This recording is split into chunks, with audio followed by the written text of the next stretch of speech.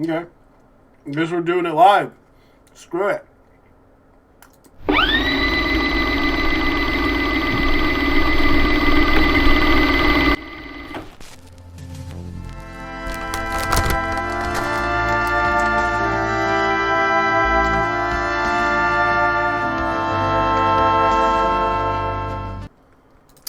What's up, everybody?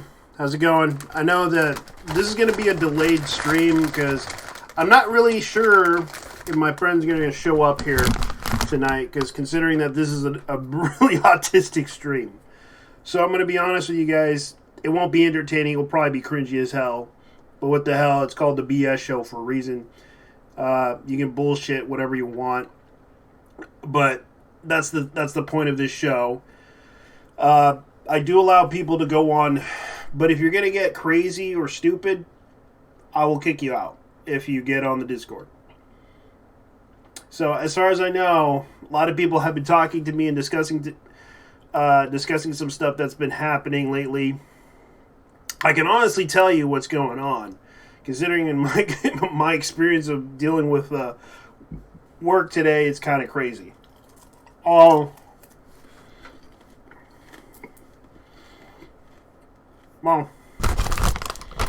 I bought Cheetos popcorn cheddar. Pretty good. You can tell. I have a bag right here.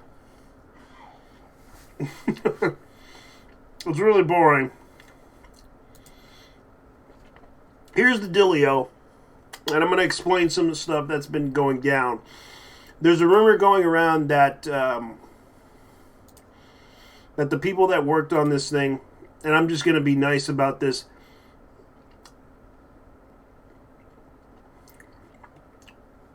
but it's kind of in poor taste. So I will give you guys the issue right here. Considering that the user decided to block everything, there was a person that replied to him, and I will show you guys the message. The person claimed that they got fired. The people that worked at the thing got fired. According to them, it turned out, wow. Notice that the Panthro Corps, yeah, well, I found out they did that since Panthro's voice actor died in 2017. Yeah, the writers went that far. I don't blame the new fans, just the writers. I was told that this was the cause of the Thundercats War and Teen Titans to go get canceled. And I've got a feeling it will happen soon. Because I found out that Earl Heyman wasn't just... This is what Earl Heyman... This is a well-known actor. He wasn't just... he was a veteran actor, to be honest with you guys. If you look him up, this is the guy who played Panthro. He actually was born in 1926. He had done a lot of TV shows. He wasn't just known for that.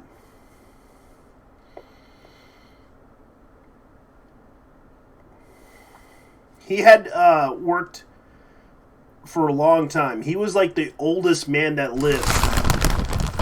And he is a veteran actor. He played Broadway. He played a lot of things. And even though you can look at his database and see this guy was a veteran actor, an African-American actor who had 46 long-year career on Broadway, where he was nominated for a Tony Award. Heyman was also nominated for an Emmy Award, Outstanding Guest Performer in a comedy series that happens to be The Cosby Show. In 1984, playing Bill Cosby's father, Russell Huxtable, born in Rocky Mount, North Carolina. Now, he died in November 17, 2017 in Englewood, New Jersey. Now, these are the things that he had done on for a long time. He had been around since 1945, acted in several movies, TV shows, you name it. He had been on there. East Side, West Side series. He'd been on Doctors and Nurses, the TV show. He'd been on the Cornelius, the Super Cops, uncredited. He wasn't really, big until he started out with Thundercats. He actually did a lot of cartoon shows as well. And of course, it's a shame too, because he was a really good actor for his time. It's a shame that he retired around 2015, because he was a really good, but he had to retire. And man, he's tall. He was a tall guy. But as far as I know, that's what happened to him. That's pretty much what was going on in the whole situation. So that's what pretty much happened to him. And of course, I'm going to go ahead and show you guys the image. I'm just telling you guys what's going on, because the image that I will show you, the reason they did a little joke, the animators did a little jab at him, even though they did an homage to him in the thing with Panthro doing that animated punch thing. It was sort of like that, but they kind of like tried to do that in a way. Let me see if I can find the picture, because I actually screenshotted this one, and they were trying to do a hidden jab at Thundercats. Lady, but perhaps in the future they can put their energy into addressing something more important. Let me see if I can find it, because I know I have it somewhere. It's like I have the image of it. The here it is. Let me see if I can get. Let me see if I can get the Let me see. Let me see if I could zoom in on this right here, and I'll show you guys what they did. And this is what they did in the Thundercats Roar thing. They basically, you can see right here by the pointed arrow right here, the red arrow, that was the corpse of Panthro. And that kind of caused a little bit of controversy with the fans, and they found out about this because they were trying to do a hidden jab. And it's sort of sad because it was a dead African American, and they disrespected him. And they're all white. The animators were all white. So yeah, they're probably going to fire them for that reason. Because they had no self-awareness of what they have done. And they try to take jabs at the Thundercats fan base, trying to present the whole thing, and then make fun of an old man who died. An old African American man who died. Who had done nothing to them, who had said nothing negative about them, who wasn't even involved in anything whatsoever. They take a hidden jab at it. But there was also something else. They also tried to do a reference to the Panthro comic book, but it was a little bit too late. From what I heard, they fired the producers. This is just a rumor, though.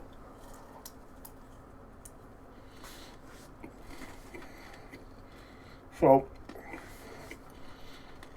that's pretty much what happened. From what I heard. This is just a rumor from the rumor mill. So, pretty much everyone is pretty much the old fan base is pretty upset about this. Because they wanted to take a jab at the fan base, the old fan base, because the old fan base didn't like the new Thundercats Roar.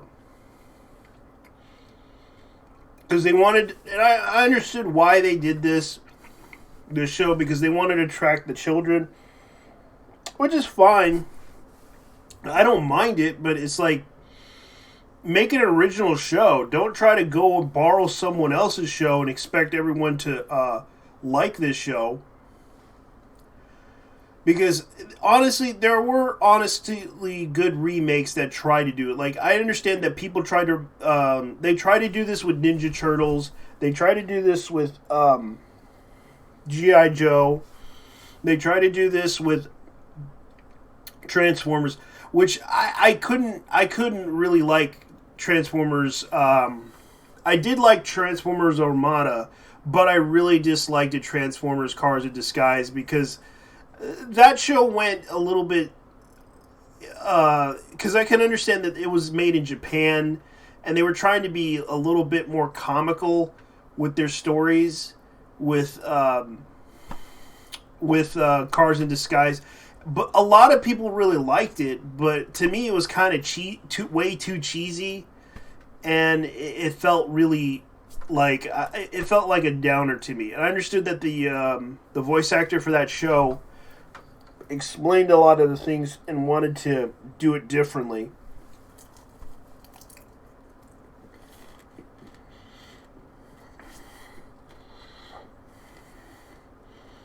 So, pretty much, that's what happened. A lot of people talked about this issue, and that was pretty much it. So, let's see if I can switch over to this, because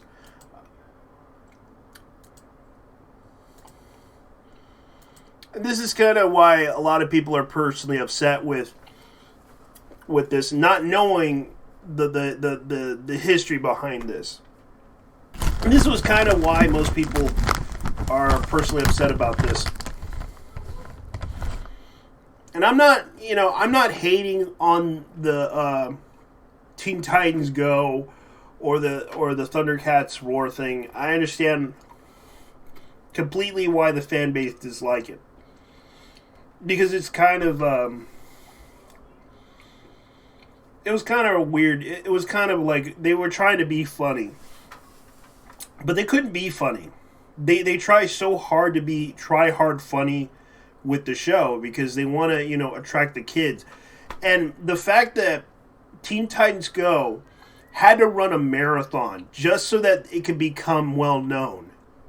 That's how desperate it was, and a lot of people were personally upset with the marathon. I can honestly tell you, back I think it was around 2017 or 2018, people were personally pissed off with Cartoon Network marathoning Teen Titans Go, and it kind of caused a really big mess with the community.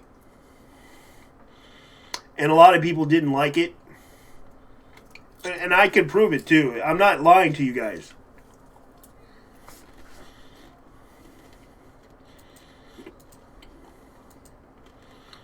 Because this is what's going on.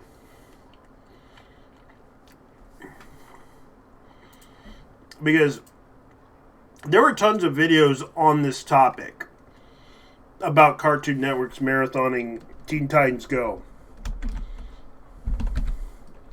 And they were constantly putting Teen Titans Go on schedule because it was like their only show that they could put out there.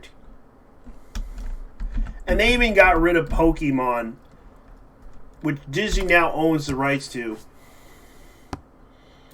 And that's why a lot of people didn't like Teen Titans Go, because it kind of pushed away a lot of the good shows and then put out like a lot of people didn't like it, but a lot of kids liked it. But I know that the fan base of Cartoon Network were personally upset about this.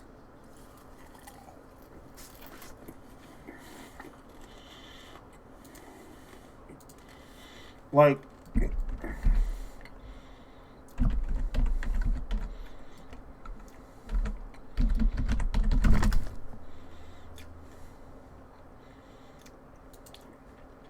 let me see if I can find it. Let me show you a video that was like posted a long time ago about this, about what Cartoon Network did and they actually will. This is like a.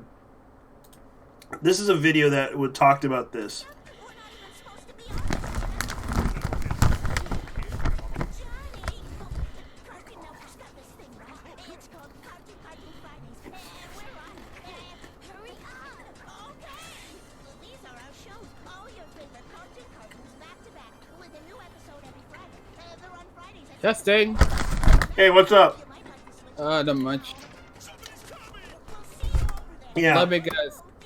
We're talking about the Thundercats Roar. Oh yeah. What a shit show! I know. I had to talk about it. I already brought up the issue why they canceled it.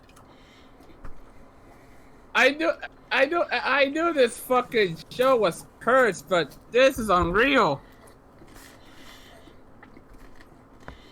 Both Teen Titans Roar and Thundercats, Teen Titans Go and Thundercats Roar have been canceled.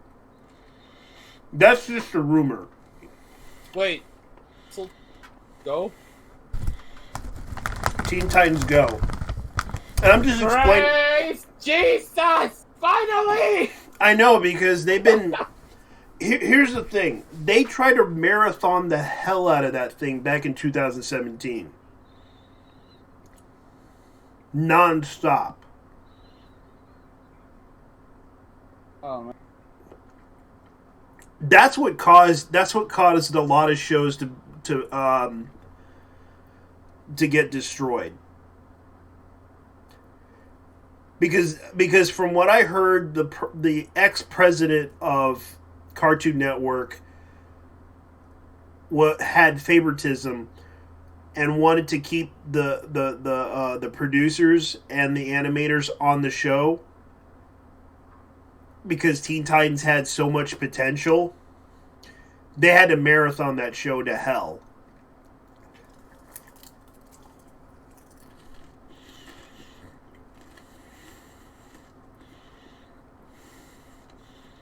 You know what?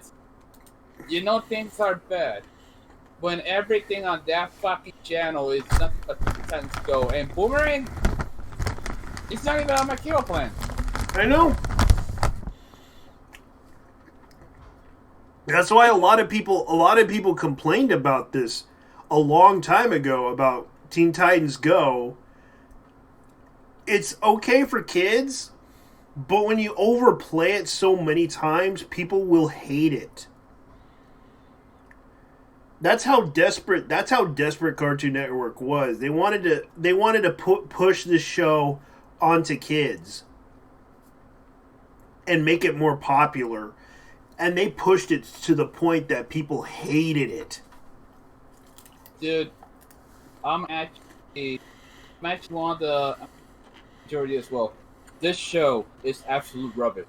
It's not only an insult to my intelligence. It's also an insult to the people who like the OG Teen Titans series. Yeah. Not just the TV series, but also the comic. Oh yeah. And Thundercats Go! Holy shit! This they pretty much channeled both the original and the 2011 remake. Oh You yeah. know, that is fucked. I know. And it caused the fan base to go on fire on this one. Even I made a video on this that I couldn't upload it on YouTube because YouTube would probably consider it a threat. Did you watch the video that I uploaded? Yeah. It's on BitChute. Okay. I'll show you. Yeah, because I linked it on my thing. Let me. Yeah, it's on my thing. It's right here. I would play it, but I can't because I know YouTube would probably take it down. And I know that Warner Brothers would also take it down. It's Warner Brothers. What do you expect, dude? Yeah, because they tried to but I made Thundercats. Actually, it was called Teen Titans Go Teen Titans Go Uganda edition.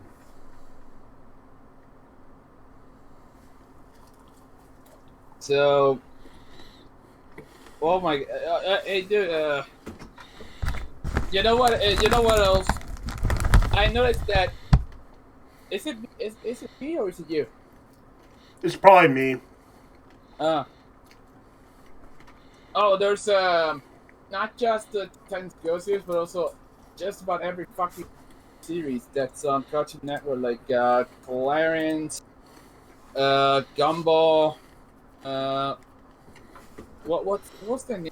These ones are incredibly forgettable. I forgot the names. That's how bad they are. They are forgettable.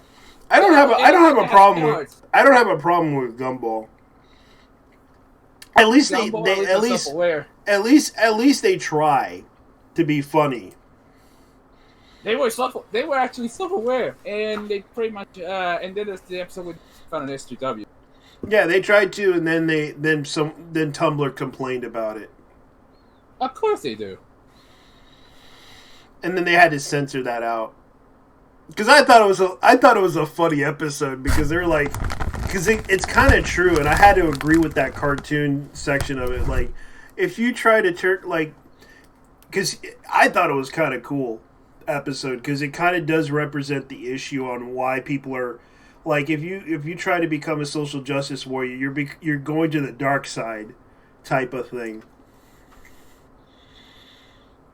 It kind of did that. It kind of sent that message. Like you're trying to shame people and try to bully people. You're even worse than the bully.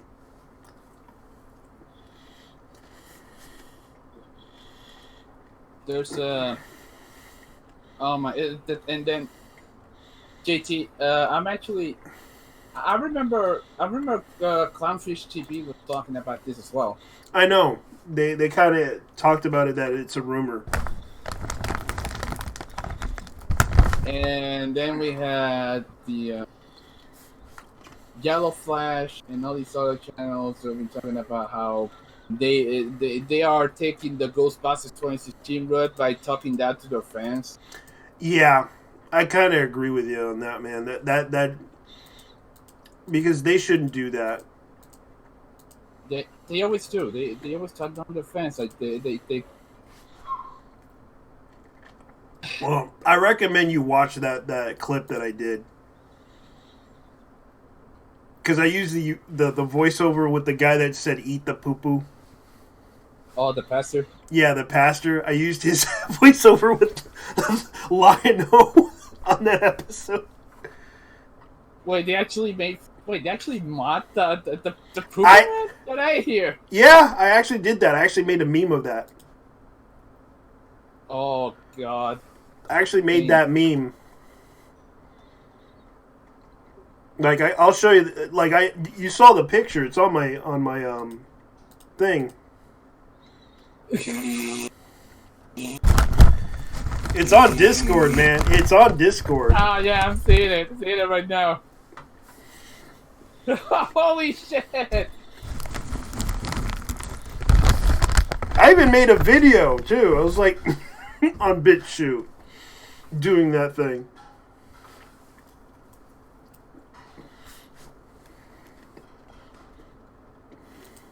I gotta see. I'm seeing this real quick. It's not really a good edit though.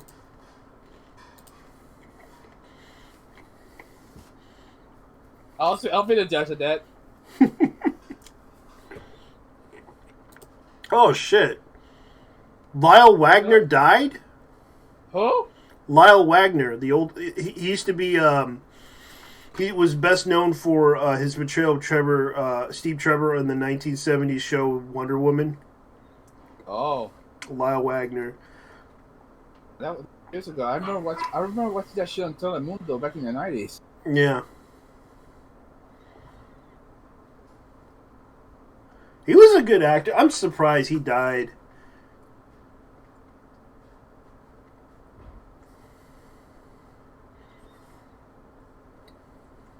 He was also in the Carol Burnett show, which was surprising. Like, I was kind of surprised. This is the guy that everyone should see.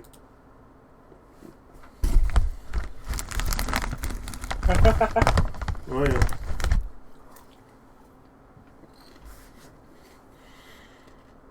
Oh, you're watching the video? Yeah. I wish I could upload it on YouTube, but YouTube right now is like I'm afraid to put it up there.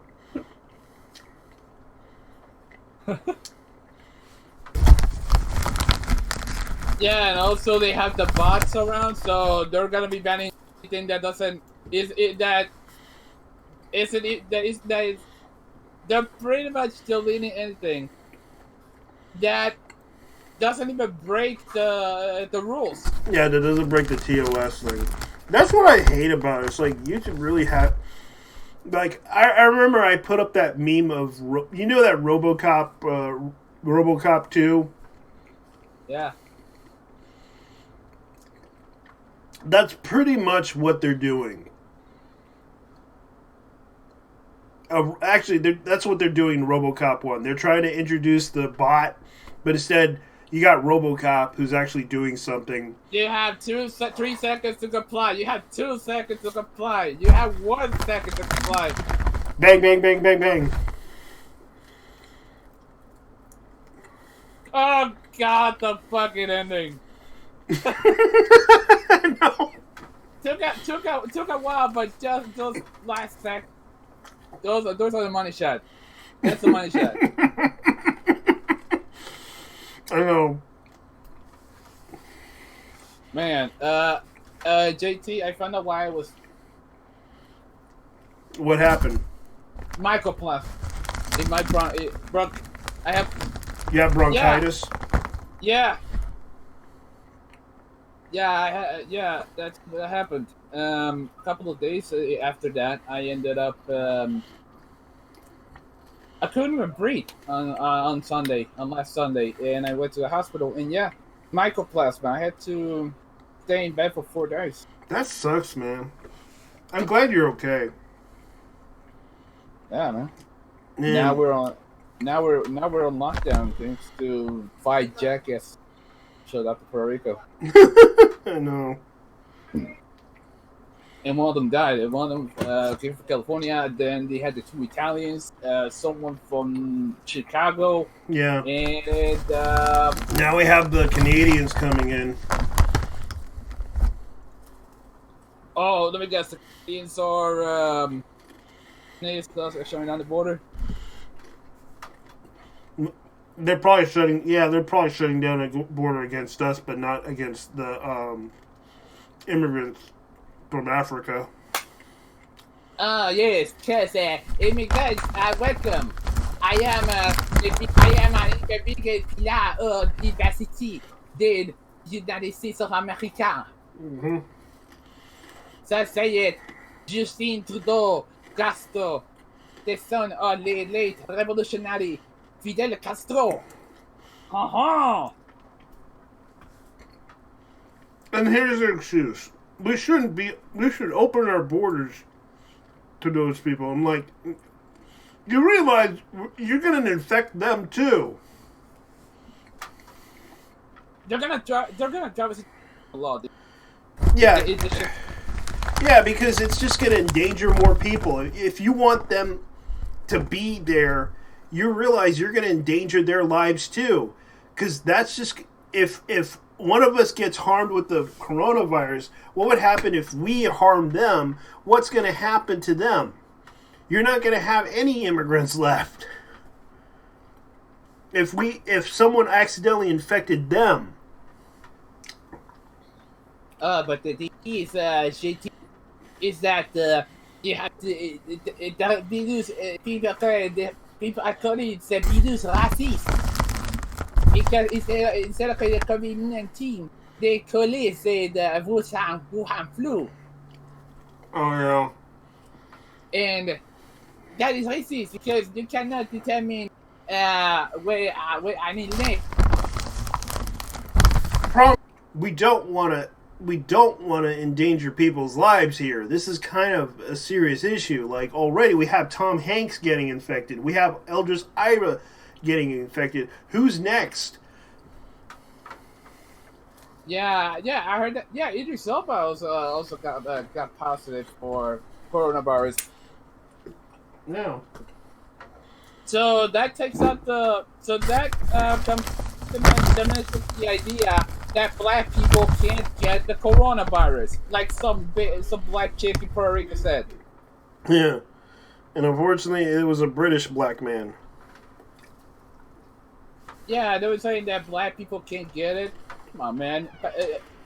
These fucking illnesses don't give a shit what your race or gender are. Talking to my friend from Puerto Rico. What's up? Yeah. What's He's saying up? hi. He's saying hi. Yeah, I back.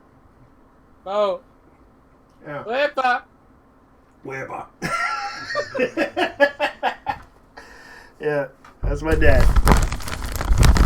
Love him to death. Oh man, dude. Oh yeah, over yonder or some shit. And then the one about the yellow looking hillbillies. Honestly, they look like they have TB, dude. Have you noticed that shit? They look like they have a fucking malaria because of the yellow skin. That's nasty. And I thought that Cal eyes would not look even worse, but then that fucking show about the green shows up, and I see her skin. Fucking hell, dude. Oh my god. That's sad. Let's be honest, these motherfuckers look like they have malaria. I don't know, man. That's how funny it is. It's like they try to do this whole thing. Like, my god. Like, they're trying so hard to be funny. And it's like you can't even deal with those motherfuckers when on Cartoon Network like they used to. Well, considering the people that got hired to work on Cartoon Network lately. Well, here's what I found out. They only fired from what I heard, the rumor goes, they fired the producers, they fired the head people that were the creators of the show, because they made fun of the voice actor who died, who was African American. It's like that's just a rumor. But it's hard to. They fired the guy who played in the original Panthro. Yeah, because Pancho's voice actor. Yeah, and that guy actually was a veteran voice. He was a veteran actor who didn't just play on one TV show. He played on He played on the Bill Cosby Show. He played on other movies. Was he on the Transformers? No. Oh, I found the show. Yeah. The one about the yellow looking characters. Yeah. Yeah, Big City Greens. Oh, it's from Disney. Mm-hmm. So, not just Cartoon Network, but they also this. Well, considering that they're both in the same fucking Yeah. Time Warner. Yeah, that's pretty much what they're doing.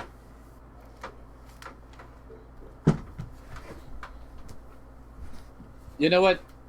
On now that I think about it, Google Big Green on Google Images or Go Images. It one works. And I'm gonna be honest here. These motherfuckers don't look American.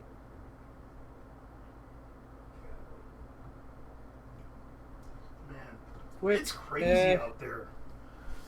Even at Walmart, it was crazy.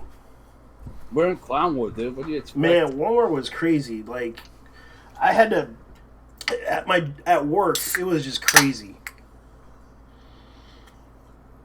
The minute the Madagascar actually shows up with a case, Oh yeah, it's all over. Yeah, Since we're playing by Plague Inc. rules. Mm-hmm. The only thing that's selling well is basically paper toilet paper. That's it. Like everyone's Not just toilet paper, but water, bleach, hand hand sanitizer, and rubbing Yeah. alcohol. You know, it's bad when people are hoarding nothing but toilet paper and milk. Like I saw someone hoarding like 20 gallons of milk. That's perishable. Have you ever seen the fucking the spray that on those things? Yeah. You know what I did? I bought like little packs of tuna. Like you know those little like you can Oh, just the can ones? not the can ones, but the little the ones you can just easily open up. Like you could just like paper. Oh yeah, I know those ones. Yeah, I tried those. yeah. Surprisingly, no one buys them. Not many people buy them, but I did, and I was kind of upset that they took like all the little packs, like from Bumblebee to Starkiss. Like they had like these little flavored ones that I liked, and it was just like not many people buy those packs. They Yet they leave like only like a few of them around, and it's like you can even buy like most people don't realize you can even survive off of M&Ms if you have to, and those things Yeah. last a while. Yeah. All the MREs I had from Maria, guess what? Most of the M&Ms were actually the coffee ones, Mm-hmm. and I managed to. Yeah. They were 2-year-old, but they were still good. Yeah, and most people don't realize that they can last for a while. Like they think that they think that people can be that stupid, but they don't understand. Like most Puerto Ricans can consume that shit and survive, even though that might be diabetes, though. Well, better diabetes than permanent lung damage, to be honest. Yeah. And they are testing out bad things, but we gotta give them time before they get it right. Yeah, because right now they're testing it, and yeah, you're right. They are testing this. In the case of the ones in Canada, Hmm. there are people already laying down their lives for this. Oh yeah, and they're determined to do so. Real talk, these people are going to be martyrs, and I commend them for Yeah. the greater good. Yeah, there's also that whole donate your computer for research to the Donate corona. your- Yeah, like there's a group it's sort of like a charity, but they're actually trying to get people to P2P the computers to actually make one big supercomputer to research the coronavirus. Why? Because there's a guy that's a scientist, and he wants to research the coronavirus in order to cure it. Try to virtualize the virus and try to figure out how to cure this virus. You can just buy Plague Inc. instead. You can just buy Plague Inc. Yeah. I don't know. Yeah, because a lot of people are talking about this like virus things, like you can donate your like a lot of like people are donating to this thing. Like there's even PC companies that are considering donating to this cause. It's sort of like a charity, but it's basically donating your time of your computer to them to actually make a one big supercomputer. Basically P2P networking. I forgot what it's called. Let me see if I can look it up because I forgot what it was. Well, since we're on the concept of CalArts killing Cartoon Network, Oh yeah. there's also I showed it to a friend of mine. That's what he writes me. But she writes me. My bad. Mm-hmm.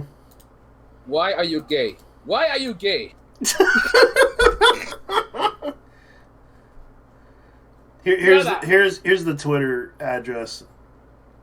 Brother, that is the greatest answer to this video. Why are you gay? Why are you gay? Okay. I don't know. Following. It depends. I'm a very happy person, but I'm not really into that. The other's enough. Okay. Let's. Good. Man. There's no one. Mm-hmm. But we got two people though. Oh, that's good. We got two people. Yeah, we're not like a really big stream. We're just doing this for the fun of it. Like, we don't give a shit. Yeah, and we're locked down, so we're fucking bored. Yeah. I'm not on lockdown, but technically I have to still work at Walmart. Oh yeah, I heard that Google is having are now bringing stuff for sale, like toilet paper and shit. Yeah, because they very much had to donate all their time and effort to basically. But I heard from a friend of mine, some friends of mine, that they're having a hard time with their business. Holy shit! Yeah. Kevin Durant is one of the 4 players of the Brooklyn Nets who got positive. Again, yeah, Kevin Durant. Yeah, Kevin Durant. I know, it's like now it's another black man that got infected. Well, who's next? Who's next? Magic Johnson? Magic Johnson. Well, that probably that dude got AIDS. Well, it turns out he survived. It's cleared. According to one person. Oh wait, dude got HIV, not AIDS. Yeah, he had HIV. But it turns out he actually was cured from the HIV virus. Yeah. Hell. Unless you jet the money like they did in South Park. No, he said that, according to him, he said that he did a lot of physical activities like exercise, and basically drank some health foods and all that stuff. He tried to stay healthy. Yeah, but because he was interviewed on Howard Stern a long time ago talking about it. I remember that South Park episode where the guy was injecting money, liquid money.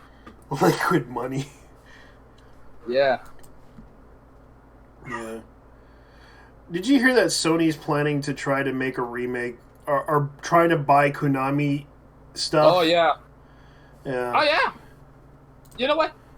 That is the best plan they've ever done. Yeah, I hope they do it, because a lot of people were anticipating for a lot of these games to come out long time ago, and Konami's no longer doing it. Yeah, Konami's now licensed more than it is. They're really into that money. They're pretty much the Japanese poor kids. Yeah. And that's kind of the thing that I wish they did. Like, if they can't make any, like, a lot of people were kind of pissed off with them, the whole pachinko machine thing. Like today. Oh my God, there's a lot of people flying here. Yeah. No. Close up. Shut it down. Shut the fuck down. What? The airport's over here. Oh, they shut down the airports in Puerto Rico? God. I hope they do, because there's a lot of people shutting, just showing up in planes from other countries. I don't know why they come. Oh, we're just gonna come by here in Puerto Rico to infect all of you people because, I heard your nation's very nice. I'm like, yeah, we're nice. Your nation, more like, oh yeah, I forget that. Oh, I forget we're U.S. territory. They forget that. Yeah, they forget we're U.S. territory for the Commonwealth. But no. No, they Holy don't. shit. I don't know why they want to come to Puerto Rico. It's like, oh, it's a nice vacation spot. Yes, it is. But at the same time, if you've been to Catano, Yeah. you would probably turn the fuck back and get on a plane and get the hell out of there. Oh yeah, especially at night. I've been to Catania at night when I confirm there's crazy motherfuckers there. Oh yeah. You would probably get upset. It doesn't matter if you're a social justice warrior, they would fuck you up. Dude, or not just that, guess what? If you're in Puerto Rico, there's a nice touristic area called Bayamon. You have to show up there, but with a bulletproof vest. Yeah. It's basically our thing. Yeah, because I don't want to be mean to everybody, but I'm being honest with you guys. Because I lived in Puerto Rico too for years. It's like, it's crazy.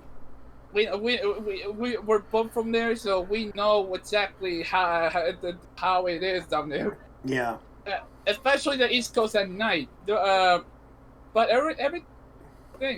Not many people are cooperating regarding the lockdown, and there's a fear that the governor Wanda Vazquez might actually impose martial law very soon. Yeah. Because right now it's scary. It's a very scary situation. They don't want to infect people. They have to contain that virus no matter what, or else people will die.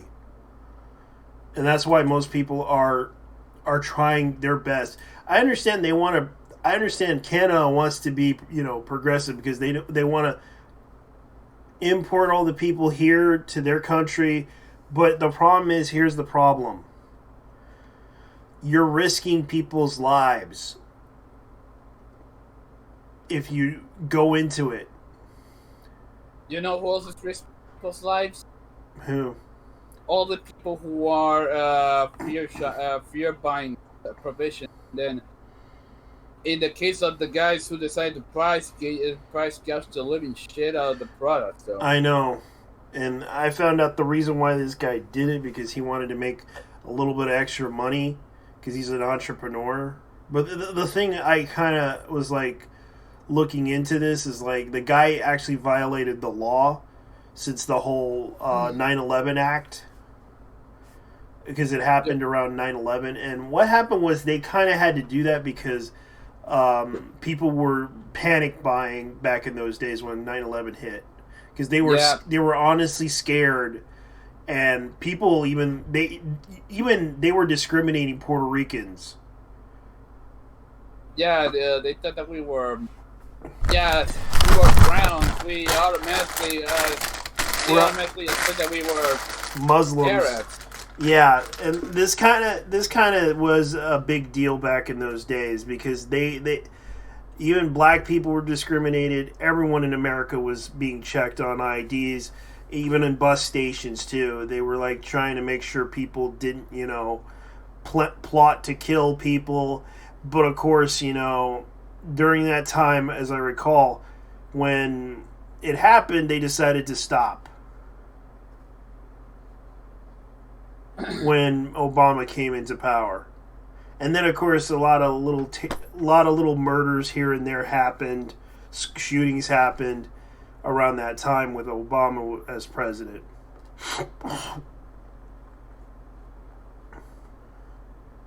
Well, by the looks of it, we're gonna have a lot more goofers in a couple of weeks, unless everyone does their part. Because I'm doing my part. I'm staying the fuck away from people unless I need something to eat. Yeah. As for me, I still have to work. I still have to do my part by putting my time in at work to try to make sure people get their shit and get out. Because this is the type of thing that's been happening.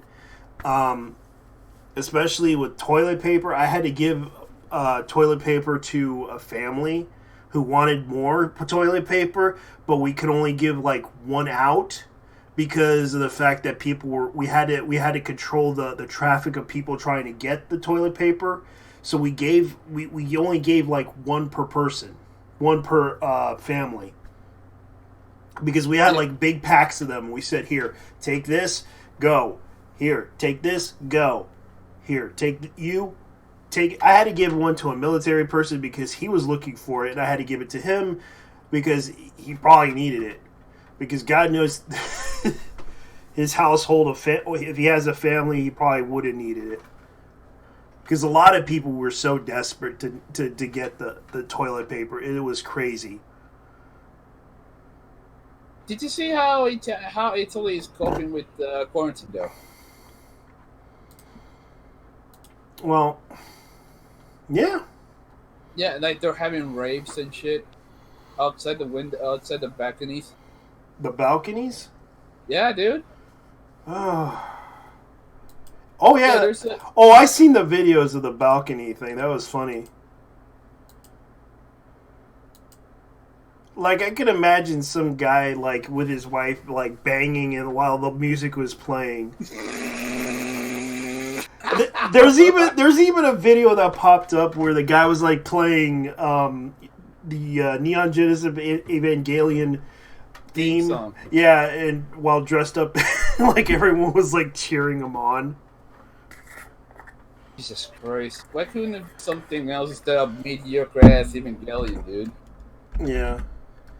I'm sorry, but I'm gonna be honest here. I've seen Evangelion. I enjoyed it, but it isn't master that people think it is. It's a mindfuck. That's the honest truth about that anime. It is a mindfuck of an anime. It's a mindfuck and a comedy in some areas. Yeah. Because it's a tragic story. Yeah. Basically, some angels decided to punish mankind for their and then Yeah, and they show up in several like and melted the polar ice caps. yeah. Turned one of them gay and decided to destroy the world, kissing Shinji. Oh yeah, what's his name? Fuck. I forgot. Kaoru. Yeah, it turns out he was an angel. Yeah. I thought it was funny too. I was like, this is a really great anime, but it's a shame that ending was like you saw the ending of the movie and you see him choking Asuka and wait. Oh wait, I haven't seen it yet, but I did. I saw the whole thing. I remember watching that whole series like for a long time. And but that part itself is a meme.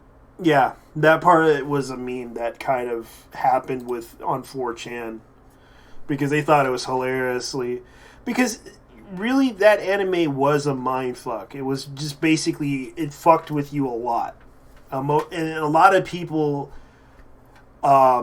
emotionally couldn't handle that anime. Like you had to be on like some type of like LSD or something to watch that anime just to understand it. Acid would be too much of a drug for something like this. Yeah, this is something you watch on antidepressant. Yeah, because it was kind of the thing that they tried to do, and it's like they're trying to make people watch this stuff. Like, especially you probably heard a lot of stuff that's going on with that anime. Oh, yeah. Like already they're trying to make their last movie for that. Yeah, the 4th movie. Yeah, and I'm just like, they could have just made it into a TV series and be done with it and have some studio do it. Because I know that the company decided not to do it ever again. Yeah, Gynet's well, considering what happened with Gynet, and then a lot of people moved moved to Trigger. They moved to Trigger Studios. And then we have Hideaki Anno suing the shit out of Gynet for what they done to the series. Yeah, because he was pissed off with what they did. Because originally that company used to be like... It's kind of sad, too, because it's the Gainax started out with it was like a small group of people who loved animation, and they used to do the because I was like watching the Daigar, what do we call it, the convention anime that they created back in the days, and that's when Daikon Daikon and 5. yeah, Daikon 5, and they did like I think 3 or 4 of them. Same thing with Daikon was same thing about Daikon was the fact that they only used 5 cells to do the whole thing. Imagine this. Imagine just working with 5 cells to bring up what is that fucking. Yeah, and a lot of people really thought it was a good one. And it's like I was like watching that Daikon 5 thing. I thought it was really interesting because they were parroting a lot of animes that you've seen before back in the early 80s. Not just that, they also have a ton of cameos from West series, like Western characters like Superman and Mickey Mouse. Yeah, it was a fan work. It was a fan work, and then they decided to become their own little company, and they absolutely let me see. Let's look up what anime they did that, if I recall. They done Gunbuster, which was their which I believe was their first project that they introduced to the public. I know a few. Dead Leaves. Yeah. What else? Let me look. Something with Gatterbelt.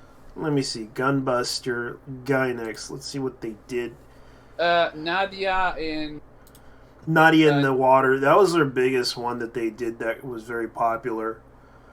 For some reason, I thought it was. For some reason, I thought it was nothing special, so I didn't care about it. Yeah, Gainax. Oh, Gainax's first work was a commercial entity of Royal Space Force Wings of Honias. Released in 1997, Honias was still critically acclaimed for a classic anime movie. However, it tepid commercial reaction. Gainax did attempt to develop a sequel beginning in March 1992 and was able due to lack of funds. Let's see here, what else? Next release was the OVA Gunbuster, commercial success, which was their first one. Yep, OVA Gunbuster was their first success, and there was also Nadia and also Taka no Video. There was also Gurren Lagann. Yeah, Gurren Lagann. Like they did like Neon Genesis, which is they actually did like his or her circumstance for a while. Oh God. And they also did Hamtaro, which no, it wasn't Hamtaro. It was that parody of Hamtaro. Oh shit. Obaro Ichiro or something. Ebichu. Ebichu. There we go. Ebichu. Yeah. Ebichu. Yeah. I saw that, and then I saw Karekano a while ago, but Ebichu is Kino. It's ridiculous. You know what's funny? The origin of the animation adaptation was crazy. Yeah. Kotono Mitsuishi, who played Misato on the Eva series, was reading the comic on her spare time. Then Hideaki Anno was wondering why she was laughing so much, and then she saw the comic and thought, you know what? Hey, Katana, you want to do this? Let's. We need to. I'm gonna talk the. They even did like Magical Shopping Arcade. Abenobashi. Oh yeah. Yeah, they did that with Madhouse, and they also did with Shop, JC Staff. They worked with a lot of companies. Like even I liked it. Oh yeah, Metabox. I liked it, that one, but unfortunately they had to cancel that series because it was Metabox, Medakabox. Oh yeah. Never seen that one. I seen it. It was actually like one of those little school. Let me see, Magical Wars, Wish Upon Pleiades. That least is basically a movie I watched. They also did Corpse Princess. I actually watched it, Corpse Princess. It was actually an okay anime, but it was so violent. It was so let me see. The other one is Ugly Yet Beautiful World. That's actually what they did too with Shaft. Oh man, did they have the? Did they have that? Let's see. Did they have those? Oh fuck. Let me start again. Did they have that infamous Shaft neck rotation?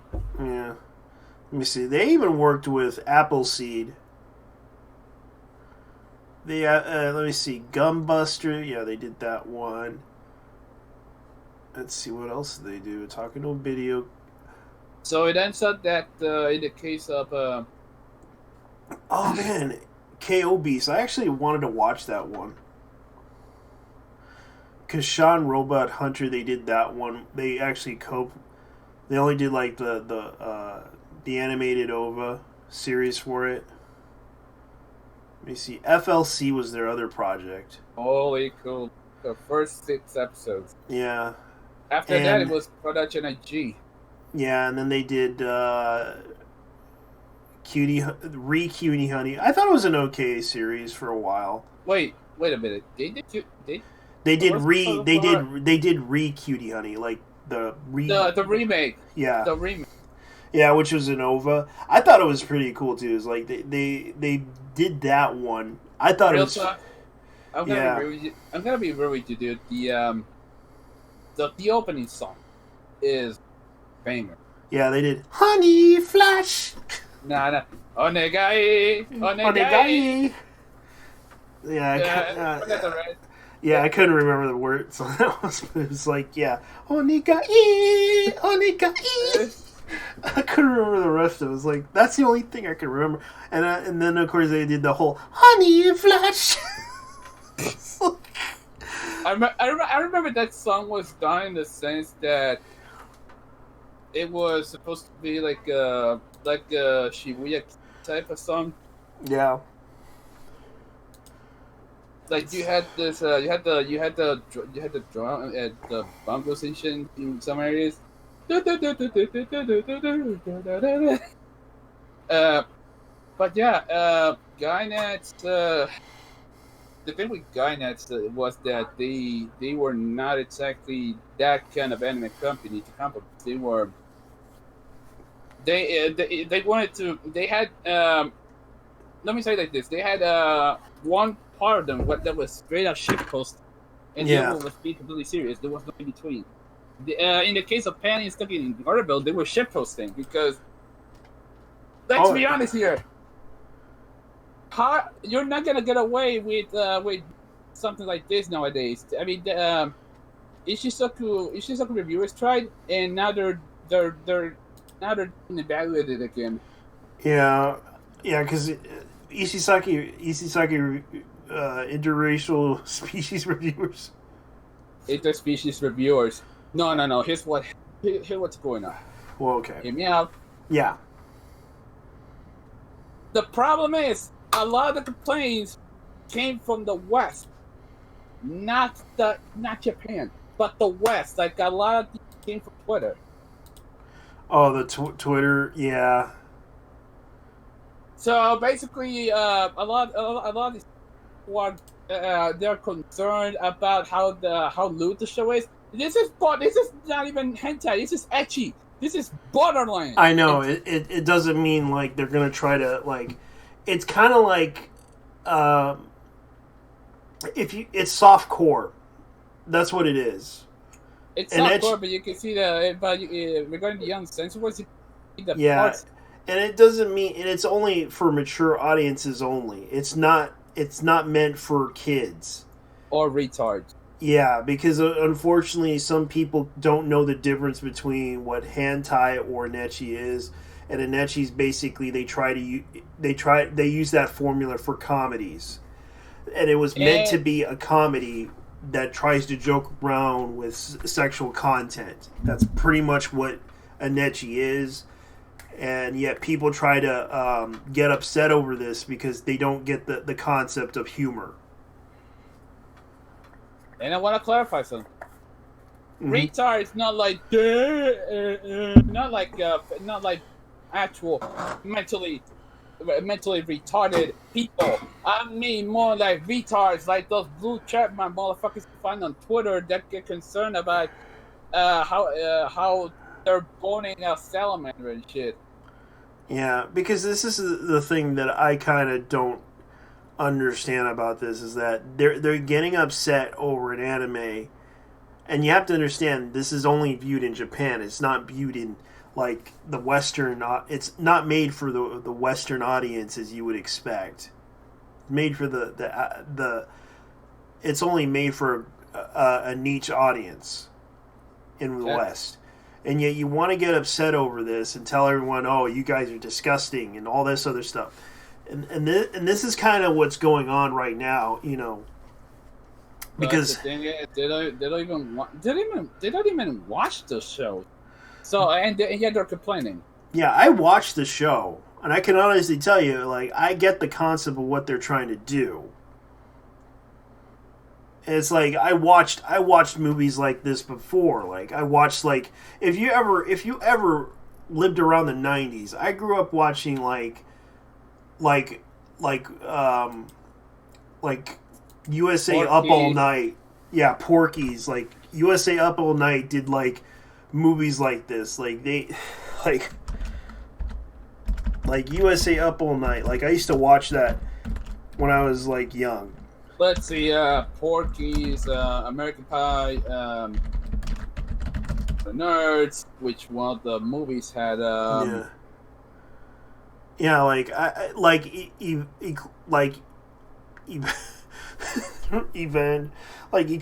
forgot his name, Elvira. Like I watched her when I was a kid. Oh, Elvira.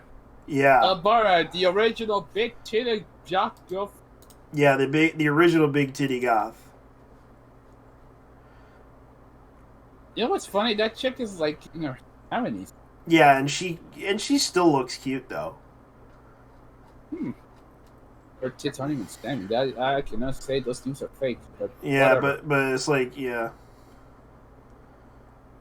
for an old lady, she still looks good. It's like a lot of people don't realize like she like Up All Night was like they used to show like the films that were like considered not for friendly. Like they used to show like episode after episode, like trying to show movies that they were trying to do. And it's like most people don't realize that.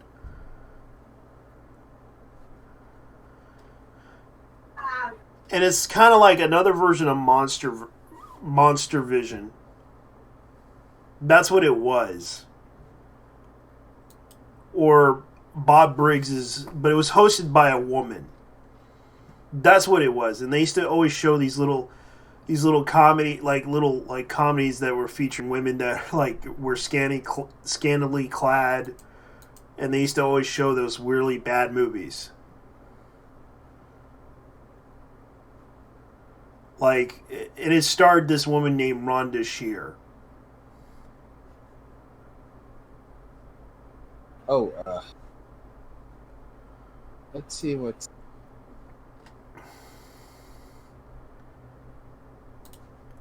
Oh, yeah, because they used to, also a lot of bloody movies. Like, yeah, they did. Like they had like they had like original films, and even I remember those things were kind of funny. Let me see, USA Up All Night. They had they actually introduced me to let's see, Bikini 30th Anniversary Bikini. Let's see, that's another one. Abducted, The Reunion. Anything from did I ever play anything from Trauma in USA? Yeah.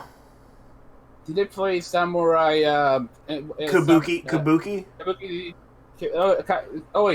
Kabuki Man NYPD. Yeah, they did. Tatsuki Avenger. Yeah. They used to do that with Marathon, I used to remember. They even had the cartoon series. Let's see, they had a show called The Bikini Car Wash. They had a movie they called Bikini Goddesses, Bikini Summer. That was like those were kind of like softcore movies.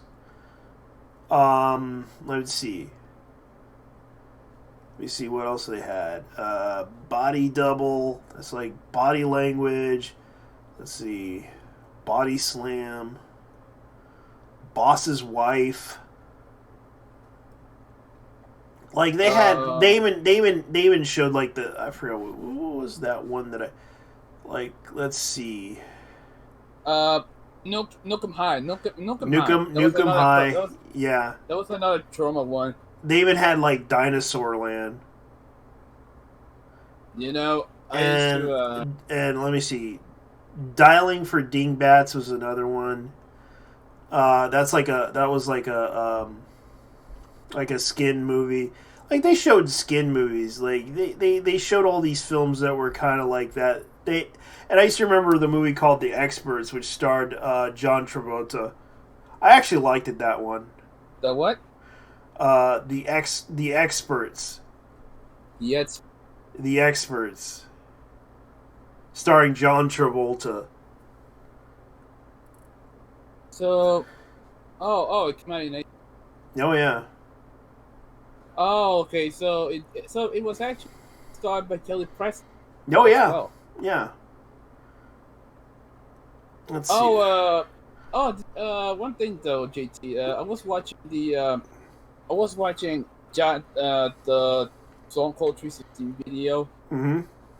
It's incredibly, it's unreal how WWE is still going at this, but there's no audiences. It looks like some kind Oh, of, I saw that. It looks like an empty seats. It looks like a sketch from a comedy show. Yeah, because they had to do that because they wanted to prevent the virus and they wanted to continue. They might as well just go. They might as well just film it at a studio like whatchamacallit did, because they film like the NWA. They film it in one location. Yeah, in this case, they're gonna be recording WrestleMania at their training center in Florida. Yeah, which is kind of like what they're trying to do. Invasion of the B-Girls. That's another one. Invasion of Pirates. Let me see. There's a lot of movies. Oh, House was another one. House 2 was a good one. Let me guess. There was an entire section of a genre of movies called Bikini Exploitation. Oh, yeah. Bikini Exploitation. Sexual... Like, they actually contain, like, Hard Bodies was another one. The 80s and early 90s were... Yeah. Weird. Like... Yeah, they had the bikini exploitation films. They had like the female comedies that they do. Let's see. They even had the comedy horrors. They had they were really just making fun of a lot of things. I do remember a comedy horror of my own. Yeah. It was let's see. I know one of the oh shit! Let me look it up. It's I know Nicolas Cage was in this thing. It was. Oh wait, was it? Oh wait, I know Nicolas Cage was in this. Besides, besides Demi Moore. Yeah. Not fast. Hi, Racing Arizona. Yeah, because a lot of people are getting it. Like, they had, like, so many films that were there that were, like they even showed 16 Candles. Oh, yeah, Ski Patrol was another one. That actually was kind of like a female type of... Like, it had Paul Feig. Paul Feig. Yeah. Oh, that was before... Oh, yeah. Yeah. I think I know exactly what. Yeah, because Paul Feig is like an act. He was back when he was an actor, and it's like I saw Ski Patrol 1 and 2, and it was kind of like and they had like Jurassic Woman. That's another one. Joysticks is another one. That's another comedy that kind of exploits the titties. Let me see. Oh, yeah. Oh yeah, I seen this one. This was on Mystery Site. Slave Girls from Beyond Infinity. That's another one. Let's see what else they had. That was like Squeeze Play is another one with Lloyd Kaufman.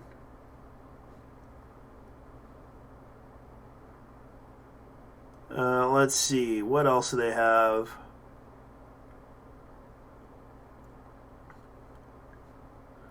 Oh yeah, they did have like one of the. Oh yeah, they even had Super Inframan. Super Inframan. Oh wait, there was a Yeah, sequel yeah, to Inframan? Super Inframan, 1975. I mean, yeah. For those who don't know, that's the Hong Kong tokusatsu film. Yeah, they even have The Surf Ninjas Must Die. They showed that on USA Network, and I was kind of surprised by that. I do remember they used to show the gag dub of tokusatsu. Let me see. Yep. Let's see. Tender Loving Care. That's another one. That's a comedy that was like softcore. Which we're going from When Joe's Got Bad Part 2 to talking about Kino. Yeah. Because a lot of people, like, they don't even understand that concept that there were films like this back in the early 90s, and they say that it's not okay to do this type of stuff because it exploits it kind of shows the male gaze. It's like, look, it wouldn't matter either way because, let's put it this way, if it wouldn't been for the male gaze, let's put it this way, as they call it, you have simps that do tend to donate money to women who, and actually, yeah, I know, it's like if it wouldn't been for the male gaze, men wouldn't donate money to you on Patreon or any other freaking website. Like hell, people are still donating to Nita Sarkeesian. I can't think of a worse fate than giving that bitch money. Honestly. Yeah, I know, and people still give her money, and it's like, the male gaze. Like, no, it's because she has a personality. That's the reason why most people are donating to that. And it's like, I honestly disagree with her. That's why I don't donate money to her. That's why I don't support her ideas. There's a difference there.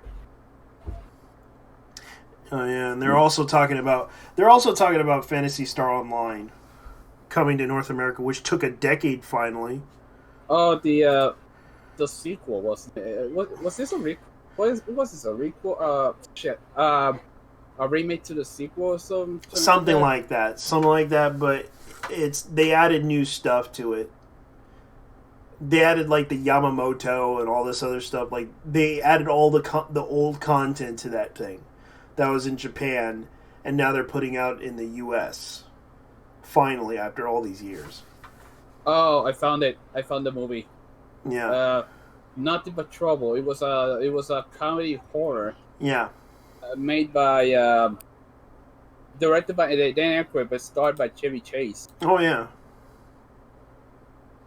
It was a fever dream.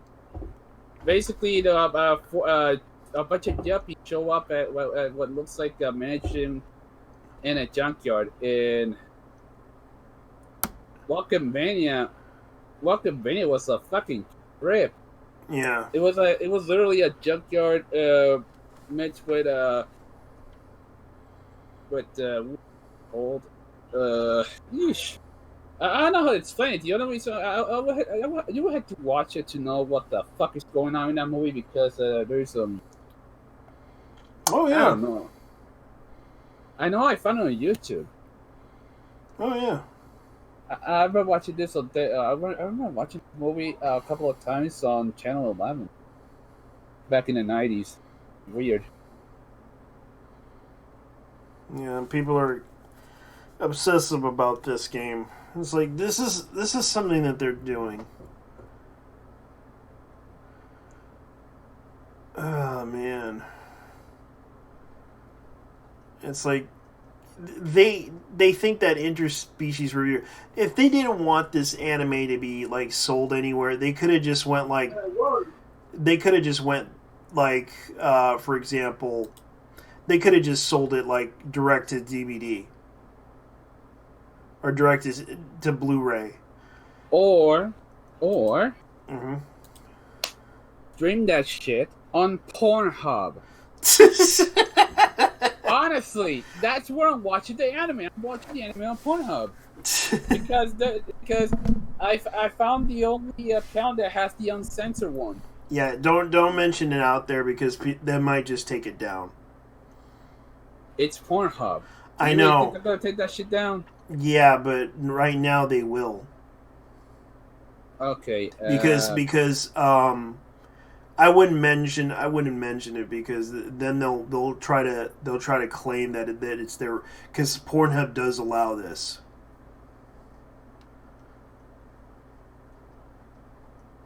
Check your purse. Check your. Yeah, I'll check. Yeah, that's the guy. Yeah, because I don't want him to get into any trouble or anything like that because Oh my god. Oh wow. The fucking description. Niggas who be hunting for biddies never seen nothing this pretty, and they lying if they say they do. They doing the play out though. Like they bring the mayor though. They know the way I do is what I can do. Listen, Yeah. we can disappear for a day or two. When we come back, smell like May Seaman. oh god, oh man, they really are going that far. Yeah, episode 10. I was just watching it. Let me tell you something about that end. Yeah, just don't mention it where you saw it because I know that there's like certain groups that would probably take it down. And it's like I don't usually tell people. I usually tell people, but I do it in private. Watch it, but honestly, watch it. Yeah, But honestly, this anime is a trip. I mean, the plot is literally just that. They're pretty much reviewing pussy. I know that. That's pretty much what it is. It's pussy for pussy. The anime. Yeah, that's yeah. They basically review races. Female. How should I say this? Female. Species like Yeah. Cyclops and clones and that shit. Yeah. And fairies and all that other stuff. Like they try to make it to where they try to review that stuff. And I thought it was I got what the concept of it was. It was basically a sex comedy. And yet they hate it because of the fact people hate it because of the fact that it's sort of but it's adult. It's an adult anime. It's not exactly politically correct, and Yeah. that's why. And that's why people are freaking out so much about this. Yeah, and right now, you heard about what Patreon's doing, right? Yeah, they're pretty much checking out anyone who does anime. They're pretty much on the anti-weed crusade. Yeah, they went so far to even go into somebody demanding that they should see their content through their like. Yeah, because apparently the characters are underage, despite the fact that they are not real. Yeah, and that's the biggest issue right now. They're trying to get into their content in order that they're selling to their fans who like their content, and the problem is they're trying to get into their like without any notification. They're trying to be more fascist than ever, because what happens is that certain banks will not accept if they do something criminal, like if they did like child pornography and all other stuff. That's a bigger issue and concern. You can thank Zoe Quinn for that one. Of course. And I thought the religious right was bad, but No, the no. fucking left are next level. They are they're of all things She they kind are. I mean, of told them that there was child pornography, and that kind of caused a bit of a scare, because her argument, even when I remember the leaks happening, she even said that. that's weird because of all things, and let's be honest here, these characters they're fake. They're not real. I know, and that's the problem. They see that as, like, I can understand the whole lolicon thing issue. Mhm. It's just that it's getting to the point where they want to take down certain artists that if they try to make it too sexualized and it looks young, they would take it down. Well, like the free market, like the free market, they will go somewhere where they will be. How would I say this? Accepted. And the problem is there's not many places that will accept them, and that's kind of why people are kind of upset with Patreon right now. And this is what I was trying to address on the last episode of my stream, because a lot of people are getting hurt by this. It's even ruining livelihoods right now because of this whole issue, and people are not happy with this situation because it kind of caused a lot of people to get upset with them. Some of my favorite artists are actually happen. It's like Mantis Shrimp and Kukuruyo and Merryweather. Those three have patrons, and considering what they're doing to them, they're gonna end up moving somewhere else. Yeah, because I actually had to suggest from a website that I went to, because a lot of there's a certain website you can easily go to, like Amazon Pay, which allows you to do that, but you can't really take out the money. You can ask for like So they're art. pretty much freezing their assets. Yeah, they're pretty much freezing your assets, and they're also taking people's money who pay for that stuff.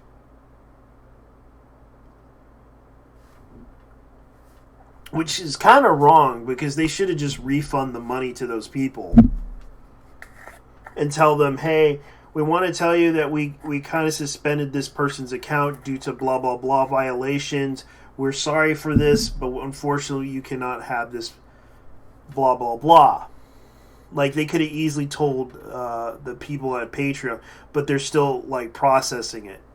And they said to them, and even the artists even mentioned this. And there's even a hashtag called Patreon is racist. Oh man. Oh, I'll be right back. Yeah. Like, and I remembered it was like popping up, like.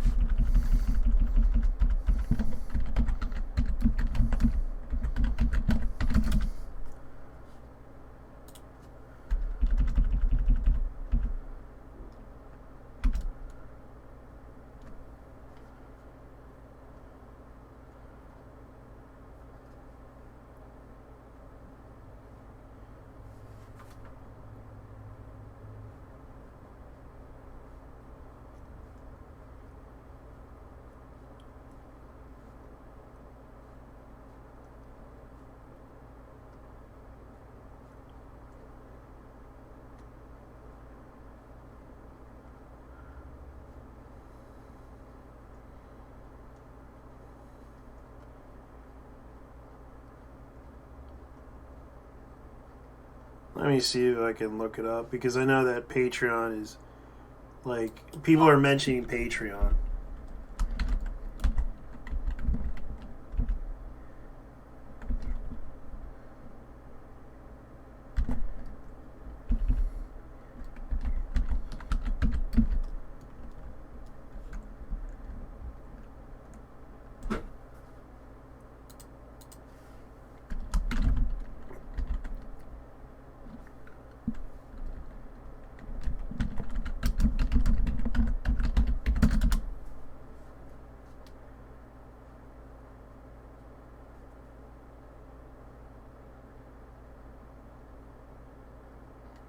Let me see if I can find it, because I know that they have it.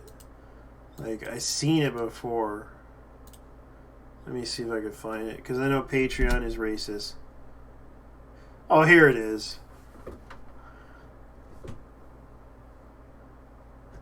Let me see.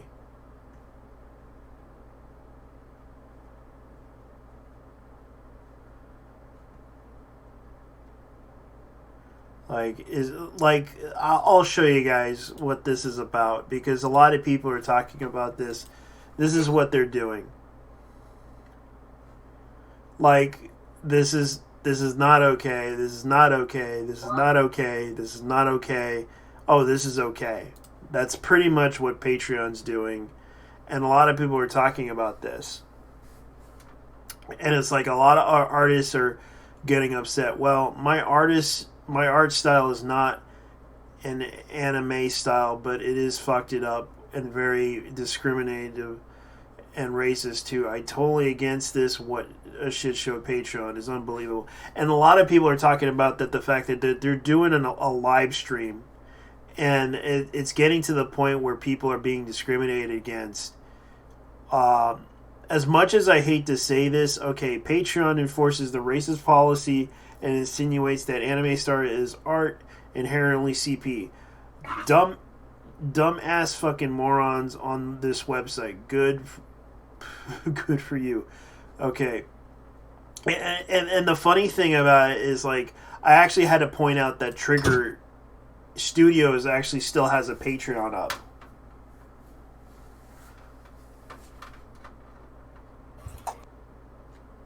You know who Studio Trigger is, right? Oh, yeah. Yeah, they have a Patreon up, and yet they're depicting young women in anime. Yeah. And it's like, Yeah. And I don't want to take that away from them, but it seems kind of unfair to certain artists. Because right now they're doing the weird streamathon thing on March 18th, which is tomorrow.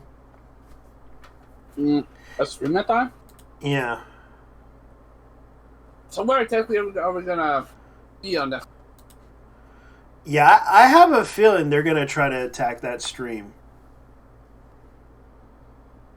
Oh, that's just... Yeah, because they're going, because Patreon's announcing that stream, and the fact that they're gonna try to we gutted by a massive cancellation hitting the creative community, so we're throwing a weird virtual meetup to raise funds to come together as a community. If you're an artist or loved one, join us as we spread the word.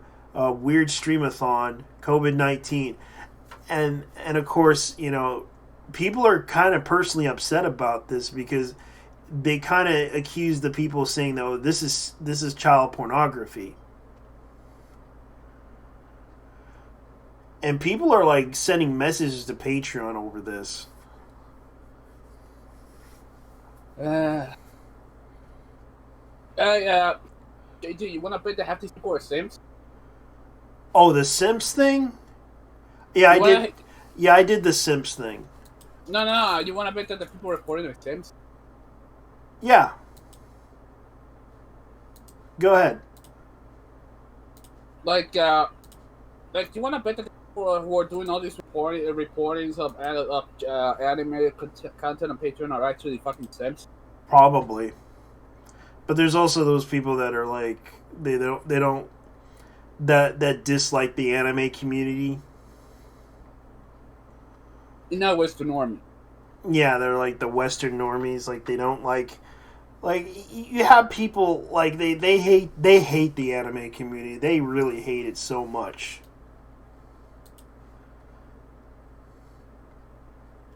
Like even the whole, you know, even the anime avatars, they hated them so much.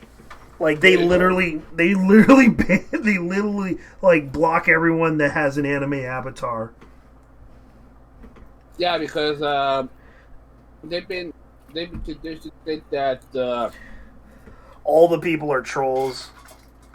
Not all of them are. It's like they think that everyone that has an anime avatar is an actual troll when they don't. Like, I have an anime avatar of mine I got an anime avatar.